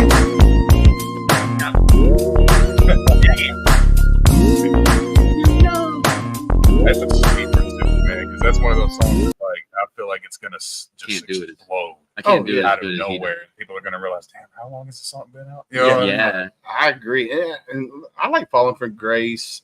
Don't Really Care. Lost and Loveless. I don't think like I said before, I don't think I've heard a song that I haven't liked. And like I played Thank you. backpack raps at the beginning. Yeah. And my wife, she said that's her favorite. And I'm like, and that's one of the ones that I almost didn't put on the album. Just like Sinatra from the Look at Me Now album. I almost didn't put it out on that album. But bro, Backpack Raps is so many people's favorite, and I don't know. It's when the ones you least expect are the ones that are usually the ones that do the most as far as crowd enjoyment and fan enjoyment. Like I get a lot of love for my song "Ooh," and I thought that was like the most lacking song on my album when I dropped it. And when I dropped the album, that's probably the one I got the most. I mean, outside of Triple X and Bout to went viral. Triple X was kind of like I don't know. You got 50 Shades of Grey, you've got adult film, So like, I wanted to make an erotic song, something with shock value that when you hear it, you're like, oh God, I feel like I'm not allowed to be listening to this. Right. What song is Also this? a little more enticing. Triple X. Oh. Play it in kid-free environment. Yeah. Don't be like Brian. Brian. Kid-free environment. I can play it whenever I want. There you go. Yeah. You've been warned. The first lyrics, the first things that you hear, you're just like, oh. So I guess when I listen to this, I need company, right? I mean, no, it's not like a scare. I mean, it could be a scary song, I guess. But I wasn't saying scary. That's not even where I was going with that. That's okay. I thought you meant like you were going to be afraid to hear it or something. No. You won't be afraid to hear it by any means, but you should. That one's not me. Definitely have some company, right? I think you should have something lined up. All right. At least a drink. Yes. That's not me. I would strongly advise it. That's the letter O. And don't let it tarnish your what is it? Tarnish? Yeah, tarnish your view of me. That might have been that first one I missed that one. Yeah. I was like, whoa, what happened to me? So I didn't know I did that. I'm gonna play this song. So little backstory on this song that I'm getting ready to play. So it's on Th30ry's album. Th30ry wrote the song, or didn't write the song. He wrote the music, right? You wrote the music to it? No, actually, that was a beat that was given to me. One you sang? Naughty. So the story with that one is I had originally had like a Eminem kind of vibe from it. Hey, what's up? What up? What's up? Rekka Child. That's the homie too. Very talented as well. But I had originally wanted to use that beat for myself, and I was gonna do like a very Eminem kind of, disrespectful kind of shock value sort of shit talking kind of song with that one. And Joey and I was like, I like the idea of it, but I was like, I don't really want to do it. I don't know. There's just something, I'm not feeling this one. And so Joey was like, bro, I could do something to this. And I was like, it's yours. So I gave him the beat and he was like, yo, I'm going to do like a Courage the Cowardly Dog kind of thing. And I was like, what? And I was like, please elaborate that. Trust me. Yeah, he used my own words against me. He's like, just trust me. And I was like, whatever. So, days later, however long it was, I don't know exactly how long it was, but he comes back and he's like, yo, you want to record this naughty song? And I'm just like, sure. So he hits me with the story of the one episode where the Freaky Fred. Yeah, Freaky Fred comes to visit his aunt and uncle. Muriel and I forget the husband's name. It's Muriel and you just made me draw a blank. It's Cecil, isn't it? Or I'm pretty sure it's Cecil. Yeah. So he comes to visit, and it's a very eerie, spooky kind of guy, and it's just a really weird vibe. But he mimicked that episode. Put it in the form of a song, put in the form of a rhyme. And when he started doing it, I was like, okay, cool. I'm down with this. Armando, I'm gonna need your services. Th30ry. Hey, my number, bro. I'm just a phone call away. Th30ry has ridiculous potential, extremely versatile. Hey, bro, thank you. I appreciate you, man. Thank you so much. Eustace, that's what it is. Eustace. I don't know That's why I what it wanted was. to say Cecil, but So Eustace. Yes. I think I agreed with you, so I'm just yeah. I was like, yeah, that's it, and it wasn't it. Well, I mean, from that episode, there was a little bit of Eustace in it. That's why I didn't think. Yeah. But the only part that I actually did was the Courage the Cowardly Dog voice when he's getting shaved. Nice. That was it. I had no other part of the song. This is Joey's song. As soon as I heard the piano, it sounded menacing, like, something's afoot. Yeah. And then that night, like when I heard that beat, I decided to go on a vintage Cartoon Network kick and just watch it on YouTube because Cartoon Network had just got shut down. I think that's what happened. So it made me think like, I want to go back and watch these shows. Stupid dog. And then yes, Courage the Cowardly Dog, and then the Freaky Fred episode came on, and I was like, oh, and then that was it. Started writing. Yeah. So I'm going to comment on this. Lamondo, man, don't give it up, bro. You got a voice, bro, and that's coming from the yeah. Don't give it up at all, man, for sure. Lamondo, if you listen to that song, like I was over here, like just like getting in my groove, and like Joey's over here talking think about giving up music, I will come to your house. I don't know where you live, but I will Liam Neeson myself to your house. I don't know where you are. But I will find you. We will find you. And I will punch you in your genitals. This is a veteran podcast. We got plenty of people, and we're gonna find until you change your mind. Hey, we know how to Facebook stalk. We can find you. I could figure it out. Look, where did you say that? So I just sent him a friend request right before you said that. So I know people who work for LMPD. Yeah, same, right? And I can have a couple of those guys hit me up and give me an address if I need it. My wife says I have a certain set of skills. Yes. What are those skills, Miss Julie? That are a nightmare for people like you. Talking about doing no more music. You got me all the way fucked up. I will. Right. So I'm going to play this song, Naughty, because my oldest daughter, who is 17, getting ready to be 18, it's her favorite song. That's awesome, man. So I'm going to play. That's crazy. It's so good, though. It's so good. And that's why I said I had that. It does. It does. I love it. Hello there, my new friend. My name is Fred, and all these words that you hear are inside my head. I say, dear friend, my name is Fred, and I've been naughty. Story I'ma tell, I would tell it well, and it is one of my dear Aunt Muriel. Only one way to say how the feeling felt, 'cause I've been naughty. Out on a farm where my aunt lives here, with a precious little puppy and a husband dear. My heart began to race as the bus came near. I felt so nice and naughty. Then I wondered how excited they must be knowing I'd be coming today. They'll shout, come Fred, 'cause who they? A boy who looks so naughty. I walked in and thus my eyes beheld a cute little doggy like dog he spelled D-O-G, why can't you tell? That's how I spell naughty. Up to the stairs to refresh and flourish. It was then I found myself all alone with courage. His furry furage, oh it did encourage me to become so naughty.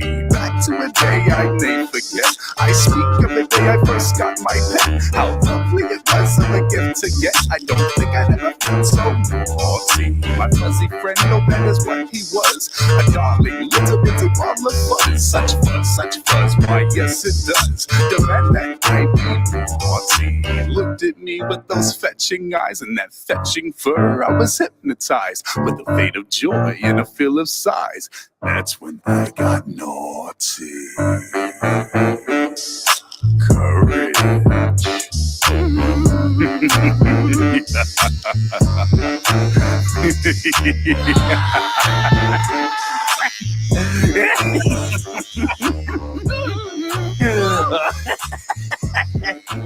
Oh, I love it. Oh, it's such a I got fun. to do my villain laugh too. Yeah, it's such a funny song, and it's nostalgic. Yeah. Puts you in that song. You're 10 years old, 11 years old, watching Courage the Cowardly Dog. Hey, there's 2 Marines in this room right now. You better not tempt us. Right. I know. And then the one running in his mouth over here, like yeah, Rick. Yeah. So Candace said I'm a little slow tonight, and Rick says tonight. Yeah. Oh, and look, man. we started started this off nicely, and Ryan said he was going to miss me if I wasn't here tonight. I don't know. You guys just wouldn't have had entertainment. I That's would it. have. I fully expected you to be here. Don't do that to me, Ricky Bobby. Don't you put that on me. That Yeah. jam was very. So Joshua says that jam was very creative. Thank you. Yeah, Thank man. you. That all this guy, and Hella dope. and that's why I say like Look, that Sorry. creative side comes from him. A lot of the times, I mean, I don't want to say a lot of the times, but a good chunk of times that I'm having trouble trying to bring something to life, he has that creative spirit. I and try to that- encourage you that for him, everything has to make sense. And I try to project that no, it doesn't. It don't. Yeah. It does not have to make sense. You know what I mean? Right. Like just if It's it's like- creative, it's it's like a painter who yeah. just like flicks, paint at a canvas and does it with like 4 different colors, and it just blobs of paint, but somebody buys it for $70,000. It's like I mean, it it's kind of like happens. Julie just asked, where did I come up with those crowns? Because I always have them because there's always Marines around. You know, I like to make sure that people eat. Yeah. Those were at the wall, by the way. But Yeah. Yeah, I absolutely. tend to and I think a lot of that for me comes from the drums, because everything needs to be on like you should see me recording. I am outrageous. I will get so mad at myself for not nailing something. Like Joey will sit there in the studio with And me. I've heard 7 takes that were gold. Yeah, he's and like, I'm nope. just like, nope, not it. And then, I'll go hit record again, walk over to my microphone, and I'll start doing it. And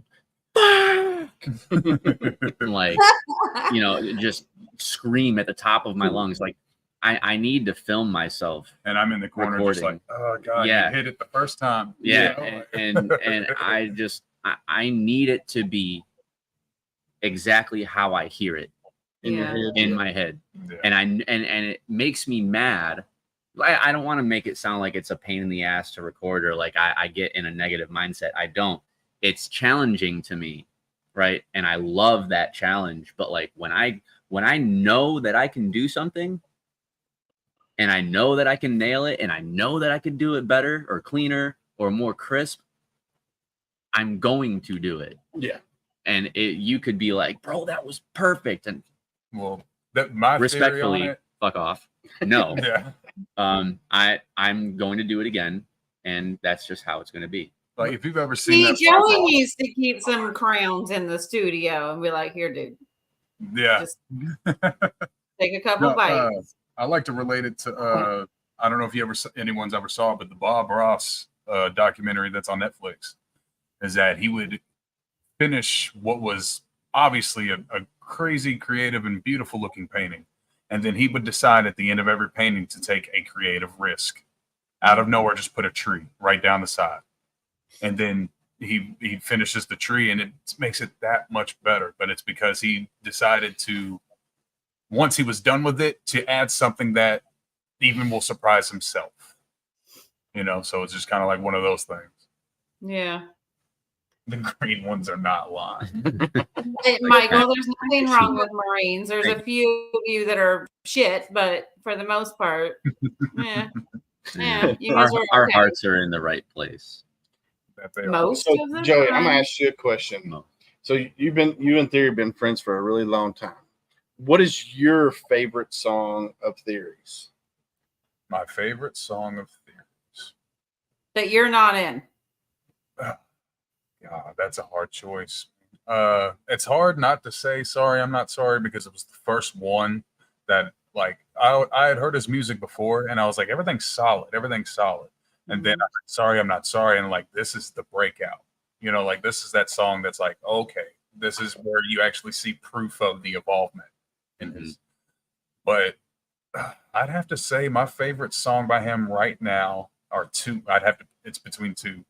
It's Oh Yeah, that just came out. I love that. That's a good one. It's on Basket Case. Nameless. Nameless. I love Nameless was Yeah, Nameless is something that one's under the FTB catalog. So Nameless was something very close to home for me. I was in a very weird mindset when I wrote Nameless. I wanted to write it on. What's up? Yo, Albert in the house. Hey, so he's with Triple Threat Vets podcast. Oh, dope. Okay. So Nameless was a really sensitive topic for me because I had wanted to stop drinking for a while. And I mean, if you play the song, you'll kind of hear like I want to stop drinking, and I want to get to a point where I don't feel down, and I want to get to it was just so many different feelings in there. And it's just such a great song. And Joey had a really good idea with the harmonies in the back during the hook. When I say Nameless, there's a girl who had a part in the instrumental where she was like, and like I kind of went a low tone underneath her to give it that rumble. That was his idea. And I'm so glad that he did it. And that's where I say like the creative kind of thing. Something that like that's what I was waiting for when I first heard it. Like while he was working on it, I was like, I feel like something should be tickling my eardrum right here. You know, the way that bass drops, and that the heart, like it just if it's barely there, just something to be like, just to tickle the eardrum as you hear it. It's like it's kind of like when you use a Q-tip. There's something about it that just feels so good. Illegit is a good song. So you met Al the other night on Tip of the Spear. Tip of the Spear, yeah, when you were on. Yep. What up, Big Al? By the way. All right, let's play. Yeah, Nameless is good, man. I was in I don't want to say a very dark place, but I was in a not so great place mentally when I wrote that song, and that's why music is my therapy, right? Speaks for it, man. I like it already. You never heard this? No, I like just from the beginning.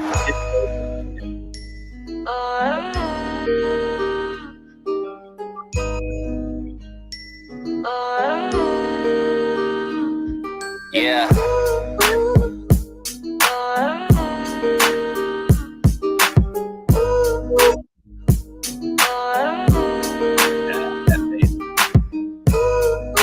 gonna let y'all know what's going on in my head. Some real shit.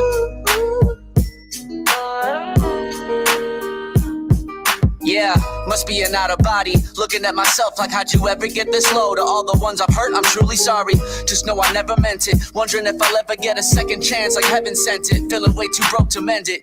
Damn. Been getting older, I can't keep pretending shit will be alright. I gotta fight to conquer this depression. For everybody in my corner that would never bend a break to help me reach success, I just hope that you hear this message. Yeah. But on the real though, I've been stressed a lot. Used to smoke to numb the pain, but now I'm popping bottle tops like almost every day. I swear to God, I really wanna stop. I shouldn't need a crutch to deal with life from all the shit it's brought. Dreaming of some better days, but it's like my dreams and I are two different people that should go our separate ways. And so we part, cause it don't feel like we ever on the same page. But in my mind, I feel I've come a long way. I gotta make some changes, yeah. Cause all these thoughts I have are dangerous, yeah. That's why I'm about to make some changes, yeah. Cause I don't wanna end up nameless, yeah. Listen, 3 a.m. and I'm still writing raps. Must be at my 7th beer tonight. I wanna sleep, but it's been fighting back. I'm stuck inside my head and thinking deep about the life I've had. I've been a disappointment to myself, mostly my mom and dad. That's unacceptable, but I can't help but always feel detached from everything that's real. Because the top feel like it's up for grabs. I talk like I'm the shit at making music, but I think it's trash. I'm 33, these kids is half my age. How I compete with that? Sometimes I feel like I should quit and just stick to my 9 to 6 and always feel like this is it and go to work just feeling pissed. I hate myself, I got a list of all the things that I wish I could accomplish, but I wasn't good enough to get it, So now I'm chasing fame, don't like to admit it, but there ain't no spring without the rain. They tell me I make it, but I don't believe a word they say. I'd rather stay inside my bubble, push reality away. I gotta make some changes, yeah.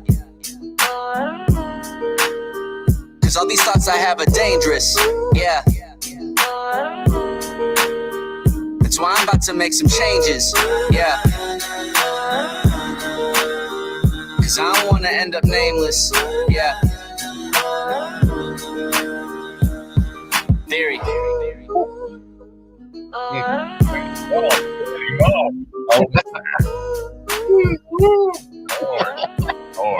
Love it. I said 5 minutes.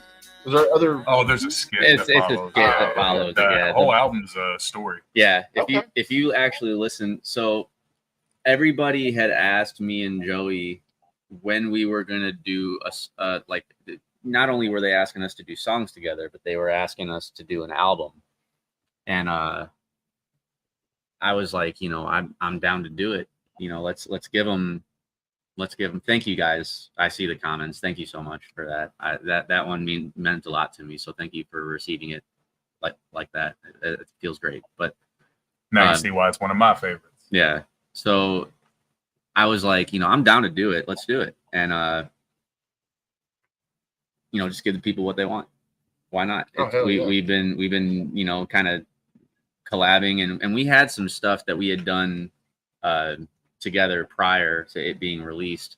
So you know, we were sitting on a few in the vault that we had together, and I was like, let's just put this together. And so we actually both took these songs that we were sitting on as individual artists and together, that we had together, created the collective album. And then Joey, 100% of the creative concept behind the story of the album goes to him, because he was at work one day and he just sends me this fucking novel, and I was like, what is this? And he goes, this is the storyline for Basket Case. And I was like, okay. So I read it, and it breaks down like how he went through each individual song and how it related or played into the next one, and like the types of skits that we would do in between each song for that specific order that they were in, and how it just meshed together. And I was like, dude, this is genius. Let's do it. So then we got in and we decided where in the beginning or the end of the song were we going to put that skit to go into the next part of the story. And so if you listen to it from the very beginning, for Madhouse Karaoke onto Sodally Tober, you'll hear a very fun story. Yes. And each song tells a part of that story. And it's a great concept album. I think that it has a lot of potential for us to maybe sequel it. I can see it. I can see it. Will is just like, just do it. Please do it. I'm waiting on a song. I'm not going to say what it is, but you sent me the beat to it already. I'm not. Willis, put your foot in your mouth. No, I don't know if because it's not released yet. It's nobody's. It's Well, neither is Crab Trap, but we're not talking about that either. right. Crab Trap is a work in progress. It's this one here. It's a thirsty crab trap. It's a thirsty crab. That's a flag. Doing That is definitely a Theory that's, like, Berserk way song right far. there. That one. Oh yeah, that So one. you I'm know waiting on all that. that. That one's gonna. This one. Oh yeah. That one is gonna be Why am I not in the know? very. You just know. had to be there. I've said it. So I'm working on a song. I made a beat. And I called the beat "Save Me." It's And what I'm gonna do with this song is I'm going to get ridiculously uncomfortable, As you should. with myself and my own personality and my own just how I look at myself, and eventually we'll all get there. Right? I promise. I'm with you. But no, it's going to be a very deep, a very real, a very uncomfortable song for me to even write. Kind of shit talking myself. That's where you Yeah. grow. and I'm gonna put Yes, Julie. I'm gonna put everything out there. You recording it naked? I might put me Where in is the this mood, going? man. I don't know what's happening. Rick just wants to see me naked. Yeah, Rick I feel does. like we need to be playing Triple X right now. Like I don't know, man. You don't really want to see a hairy Cuban guy that weighs 140 pounds soaking wet. No, I'm definitely excited for when that comes out, because just that's the gonna beat be a big itself one. was pretty. I was hoping that was kind of what you were talking about earlier, but Yeah, I'm assuming y'all have a different project you were talking about earlier. Yeah, no, that one's a solo Th30ry song. No, I'm worthy of that sneak peek. I got you. you know what? I'm kind of okay that I'm not there. Tonight. Yeah, now Candace is like, damn it, I really wish I was there. Theory's about to get I just said I am perfectly good with not being there now. Whatever. No. First of all, you're married. Your mouth's He's telling married you no. to like brother. And then we got little leprechaun over here. That no, I'm good. No, I'm teasing. No, watch this, you really Joey, do. just for you.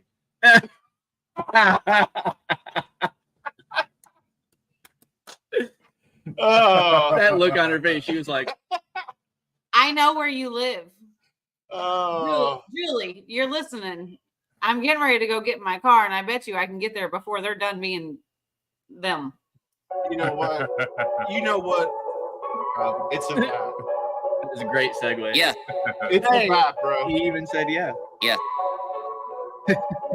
Ain't nobody ever thought I killed a game like this before. Got the devil's tongue, always hit them with a wicked flow. They've been waiting on my downfall, I'm steady winning though. From the bottom, that's the gang, swear that we gon' get this dough. And it's never stopping, not a boy popping. Look at my name to see what I'm dropping. All these hits, everybody got options. I'm too off, anybody here topping. They just talk, I'm about that action. Ain't no cat, no my shit stay slapping. I'ma continue to do what I do, ain't no holding me back. I come up and smack them like, goddamn, give me that mic, I'm going ham. Tell me you hate me, you a stand. Do it for more than just the gram. I do it because I love it, don't put nothing above it. I'm making my dream a reality. People just jealous of it because I bet they get stuck with a dream that can only be fantasy. That's why they mad at me. Had tough times, but I've overcome. Now it's crunch time, I'ma get me some. I don't close my eyes, never done grinding, going all night until I see the sun. Keanu Reeves, they know I be the one. That's automatic like machine gun. Fire kill shots from the hip. Better get your quick clock for your scene is done. Yeah. I know you all Marines know about quick clot. Man, I swear these motherfuckers been thinking I'm playing when it comes to this rap shit. Low, the one that was at work. I'm about to show 'em what's They up. can't leave until I get home. She said, "Wait, Ain't I like nobody ever thought I'd make it to my destination till they heard my music bumping speakers all across the nation. Then they hear we worldwide, causes for a celebration. Cause we used to being broken, now the money's circulating. Bitch, I'm blowing up. It's amazing what could come with patience and some dedication. Mix it with some hard work to build a good foundation. Keep my circle small to make sure that we elevating. My day one's a family, even if there ain't no blood relation. Yeah, just me and my homies. Mo with the rockets cooking, no jabronis. I cannot fuck with you if you a phony. Ain't like what I'm saying, you can blow me. I'd rather spend my days out being lonely. People that know me know if you're talking to me about the music, I'm looking below me. Can't no one hold me, I'm on my own. Game over now, I'm in my zone. Fly like a drone, bad to the bone. You coming at me, you better watch your tone or leave me alone. Cause I don't do games, I'm already grown. These motherfuckers think I play while I don't. If they want a problem, I'll give them a problem. But keeping it cordial, I promise I won't. Swear to God. Kill them all when I'm on the mic. No comparison, we are not alike. This ain't no hobby, it's a way of life. The studio is my paradise. Already said that shit, but I meant that shit, so I'll say it twice. Wanna make it, gotta sacrifice, but I bet I win when I roll that dice. That's minus one flops. Oh, you're just being nice. no, man." You know I'm garbage. Just admit it. Tonight. Wait, this dang good. Look, I even got moved to the bottom of the screen. Oh, bro. There you go. Oh, now she's the no, biggest we don't fan. have to do She's that. like, okay, nah, you're doing too much now. Yeah, I'm not big screen. No, Ready. I had to throw that in there. No. Yeah. The Me Against the World album was fun to make too, man. That was the complete opposite of Basket Case, where it wasn't just a collective of songs I was sitting on that I thought had a good story. All this. That one, that one's good. You don't like that one? It's not that I don't like. I like all the songs that I make. But that was kind of one of the ones that, like how Joey was saying, one of the ones I felt like I was lacking a little bit. Well, not so much lacking, but like it became what we want. Like the songs that I'm talking about that are in that same circumstance, they become what we want them to be. Yeah. But we know how society and pop culture is, and we can already kind of preemptively feel like, you know, it doesn't contain the elements that really would make a song pop. So it's just going to be one of those ones that's like a for us song, you know? Yeah. And then it ends up that one was translating one of those. a lot better than you think. Am I playing live anywhere soon? I am going to be live in Las Vegas. So it's not going to be local. From the sounds of it, it looks like Rick's coming over, and I'm doing a naked concert in your basement in about 20 minutes. I got the microphone set up, ready to Billy, go. I hope you're home. You got 20 minutes to get your ass downstairs. If you hear helicopter noises, don't worry. Here's the good question. Which track is your favorite above all others? Like the go-to no matter what? Man. He said no. Sorry, Julie. My go-to. Damn it. That's a good fucking question. We never think about what our favorite song is. Don't tell tonight. Your favorite's always your next song that you write. There you go. You're actually not wrong. I mean, that's the one you're most excited about. So, my go-to song for my own music, if it's just me, it's like, which kid is your favorite? Yeah. No, different times of day we have our favorite kids. I'd honestly have to say Sorry I'm Not Sorry. Because like I said earlier, you know, that song has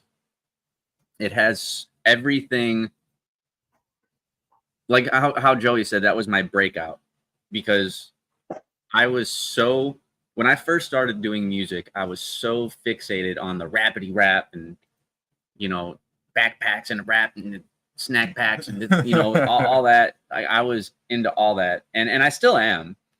You know, don't get it twisted, but I was so that was going to be me, right? And Ryan Watts, actually, shout out to Ryan Watts, big shout out. So talented as an artist and as engineer and producer too. Is one of my best friends, but he helped break me out of that shell of just being the rapidy rap kind of thing to adding melodics into my vocals and singing and harmonizing and layering and doing all that stuff. So when I started to get real comfortable with that, I brought that out in Sorry I'm Not Sorry. So that song has raps, it has dope bars, it has harmonies, it has layers, it has singing, you know, it has chopping with the fast rap.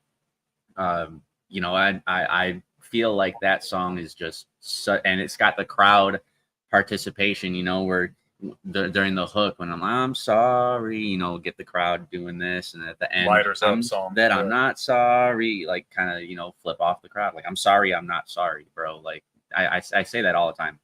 So you know, that's gonna be the one. I think it's a staple of your I'm doing this phase, I think. Yeah, like it was one of those things where I looked at those people, metaphorically speaking, right? You look at those people who are just downplaying you, saying you're not going to make it, saying you're wasting your time, and you know, all the you know, hater comments that you'll get as a musician, and me just saying, I don't care. Like I do this because I love to do it.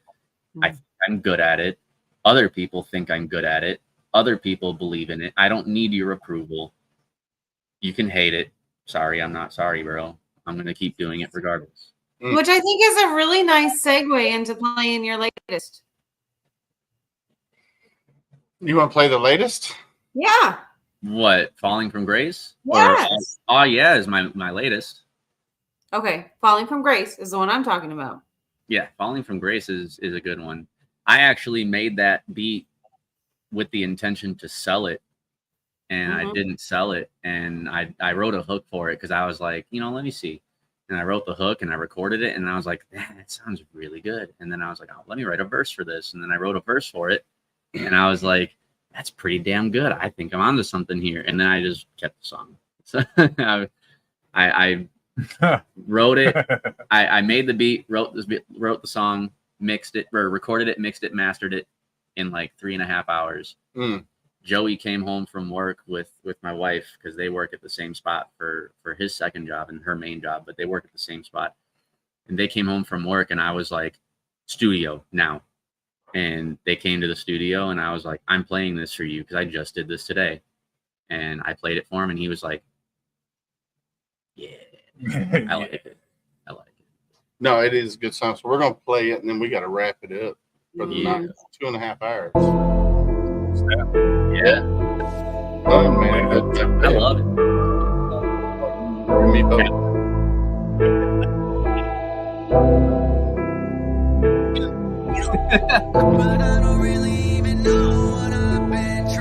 We can step here a little bit. It's not everything. Thank you. Like a child, I can say the same thing about you too. Yep. Can't seem to escape this fate. Try pleasing the masses just to be told that my music ain't even great. It's way below average, people so cold, and how many followers you get to find your success. It's crazy to think how I do what I love for a living, but somehow I still don't feel blessed. Ain't get enough views on that clip that I posted a week ago. Goddamn, must mean that I suck. Meanwhile, the video trending right now is a girl on the gram saying she down to get fucked. Maybe I'm doing it wrong. I'm posting my content, crossing my fingers for luck, and hoping they playing my songs. But hundreds of streams will still only get you $1. So how in the hell do I win?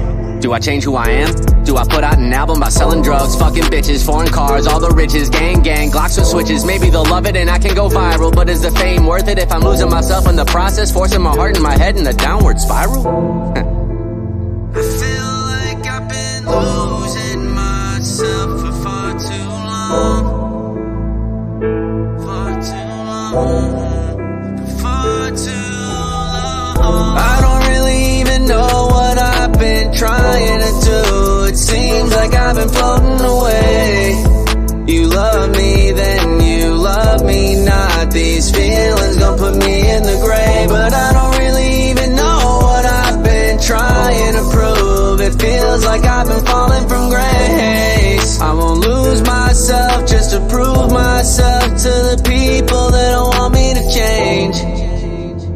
But I gotta adapt, the old way don't work no more, so I gotta change up the grind before I get left behind. I'm already midway to 40 and worried I'll never be hitting my prime. You tell me to always stay true to myself, but then when I do it, I'm wasting my time. Just give me a sign.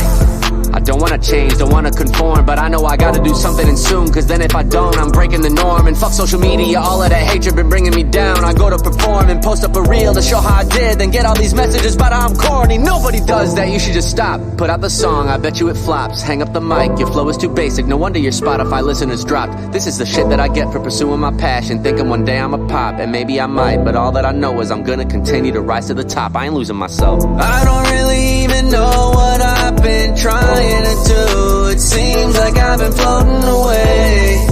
You love me, then you love me not. These feelings gon' put me in the grave, but I don't really even know what I've been trying to prove. It feels like I've been falling from grace. I won't lose myself just to prove myself to the people that don't want me to change. I don't really even know what I've been trying to do. It seems like I've been floating away. You love me, then you love me not. These feelings gon' put me in the grave, but I don't really even know what I've been trying to prove. It feels like I've been falling from grace. I won't lose myself just to prove myself to the people that don't want me to change. No, Beautiful. I resonate with that song just because of like doing this podcast. Like we talked about it before. If we want to stay relevant and stay where people come and watch and do, we have to. Well, everybody says you have to. Like I don't post a whole lot of content. I don't pay for ads, and I don't do this. And if I did, I think I could be, more so have more followers and stuff like that. But It's not what it's about. It's not what it's about. So it's organic is the way to go. It's about doing it because you love it, man. And I feel like when you put your passion into something like that, the results will follow suit if you're consistent. And but the thing, like, grow. Right. Yeah, I mean, definitely. that's the thing with this podcast. It's not doing it because we love it. Like now, we do love doing it. It's a great time. But even for Willis, like you put the healing content into there, and then what we're able to reach as far as our veterans and their families, and the things that you see come out of it, and the connections and the networking and stuff like that's. I don't know. That's the beautiful thing behind this podcast, and and that's why that go organically. That's pretty cool. And that's why I liked that you guys took such a liking to my music, you know, at the show back in, you know, October of last year. You know, it meant it always, and I'm sure Berserk can also attest to this, but it means so much more to us as artists than you guys really think when we get the kind of love for our passion and our craft that we do, because we both put so much effort into making something.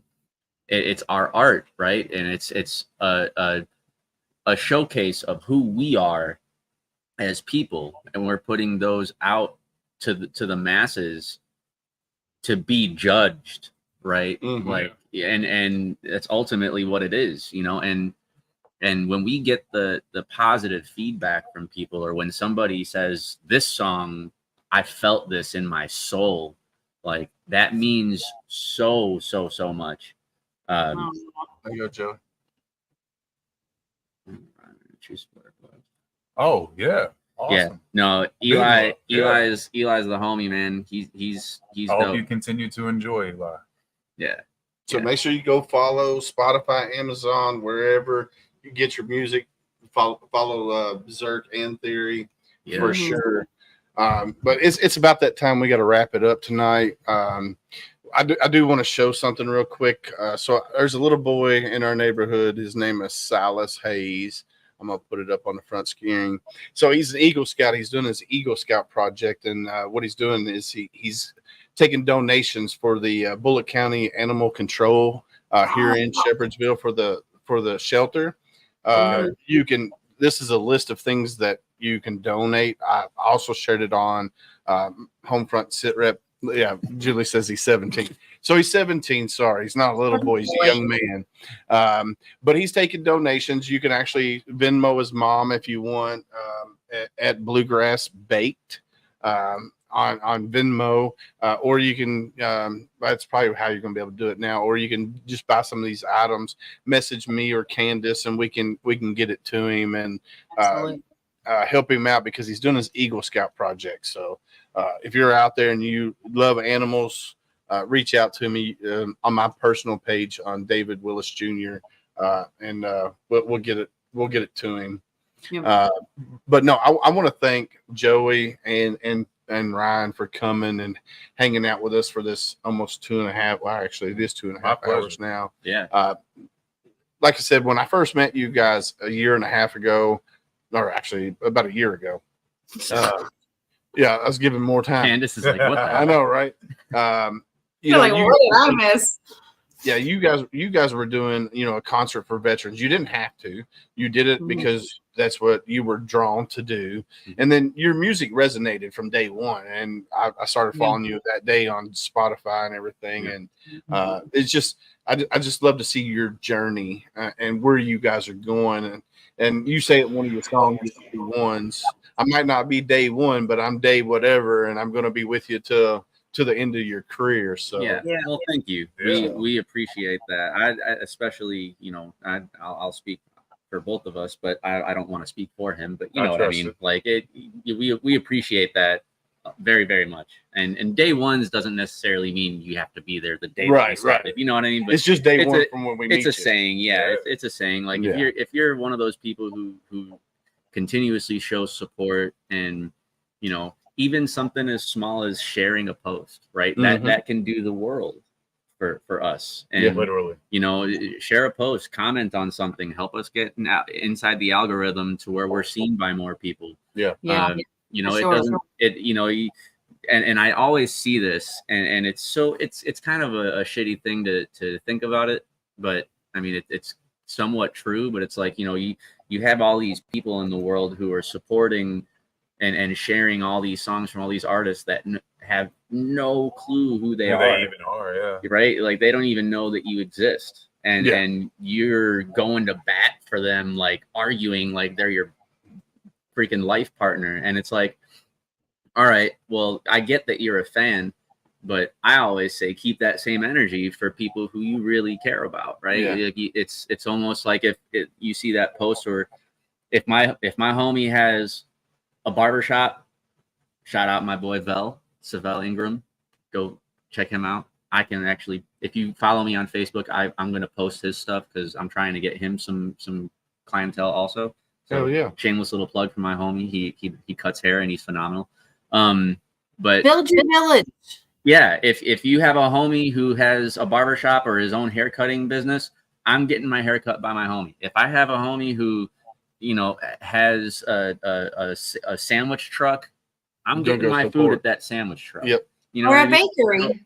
Yeah, whatever it is, you know, if you really care about these people and you want to see them grow and you want to be there for them, that's what I consider the day one. It doesn't mean that you have to be around since day one, but those people who continuously show the support, who continuously show the love. And I'm not even asking anybody to like share every day. You don't got to share something of mine every day about my music. You don't have to comment on something of mine every day. You don't have to interact with me every day. But if I post something like for a new release, like it doesn't take much to just hit a share button. You know what I mean? So like that's the kind of stuff that we appreciate. Yeah. But this is why we love you guys. Like, because you're real people, you're genuine. You're going to tell your truth. And I love that. I appreciate the fact that you guys wrote a song about me, you know, the life of the party. I'm sorry I couldn't be there with you guys. But I don't know. You're talking about skipping out on my naked party. So, well, I mean, I don't know. I'm joking.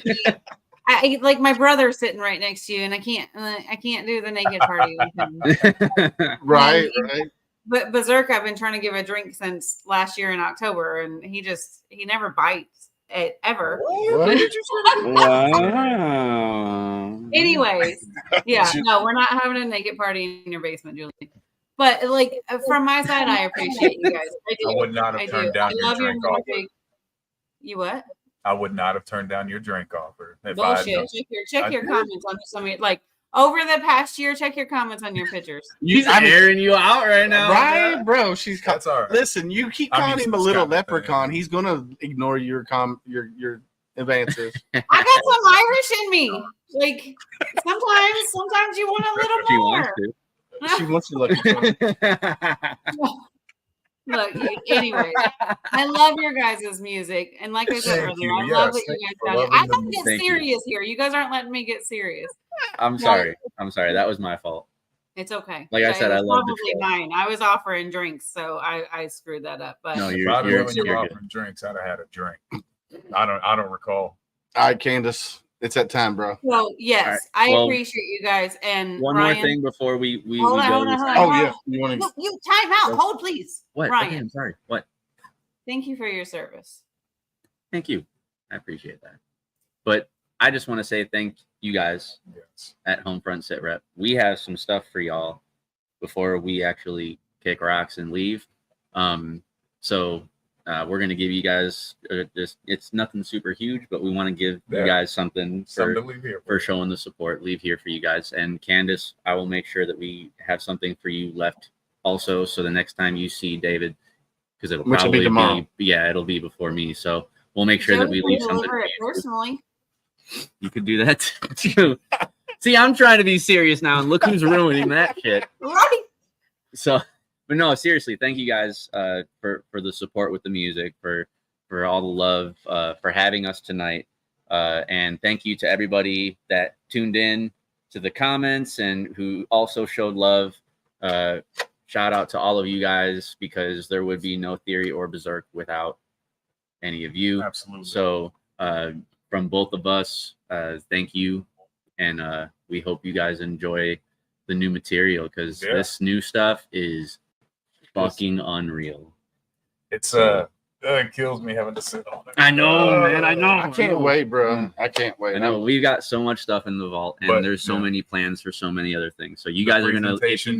Must be correct. Yes. So if you guys are fans already, then you're gonna love the new stuff. So just wanted to say real quick before we signed off, thank you guys for all of your support, all of your love, for the continued support. And if we made new fans out of people in here today, we appreciate that as well. Absolutely. And shout out to HomeFront Sitrep for having us out tonight. Big love. No, thank you guys for coming out here and hanging out with me in studio. Unfortunately, Candace couldn't be here tonight, but thank you guys for coming out, hanging out with me. I was trying not to make it crowded. I know. Fucked up, bro. We could have made it work. We could have made it work. I fucked up big time. I personally wanted a Candace hug, but you know, I can be there in 15 minutes. No, we're leaving in 14. Wow, crazy. Joey, this is why you haven't got a drink. Ryan's always taking you away. Ah, that's what it is. Is that what happened last time? Anyway, he's his own man. That's right. I'm not just a little leprechaun. Eli, I got you. Oh man. Oh wait. Anyway, it's about that time, guys. Yeah. I want to say thank you again for you guys coming out here. I can't wait to see what comes up next. What do you guys put out there? I share your stuff all the time. All you got to do is go to their pages, click on the 3 little dots, invite friends. Boom. That's how you can support small businesses, artists, stuff like that. You can do the same thing with HomeFront Sitrep, Sugars for Candace.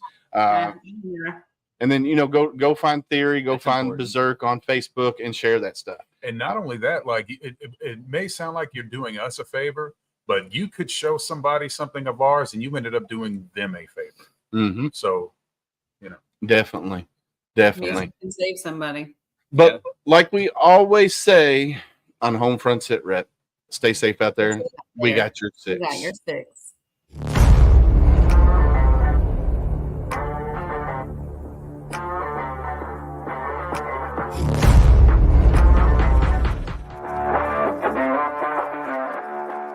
Thanks for listening. Hope you enjoyed the show. Suggestions and comments are always welcome. Cannot wait to have another great show with y'all. Don't forget you can find HomeFront Sitrep on Apple, Amazon, Spotify, or wherever you get your favorite podcasts. Stay safe out there. I got your 6.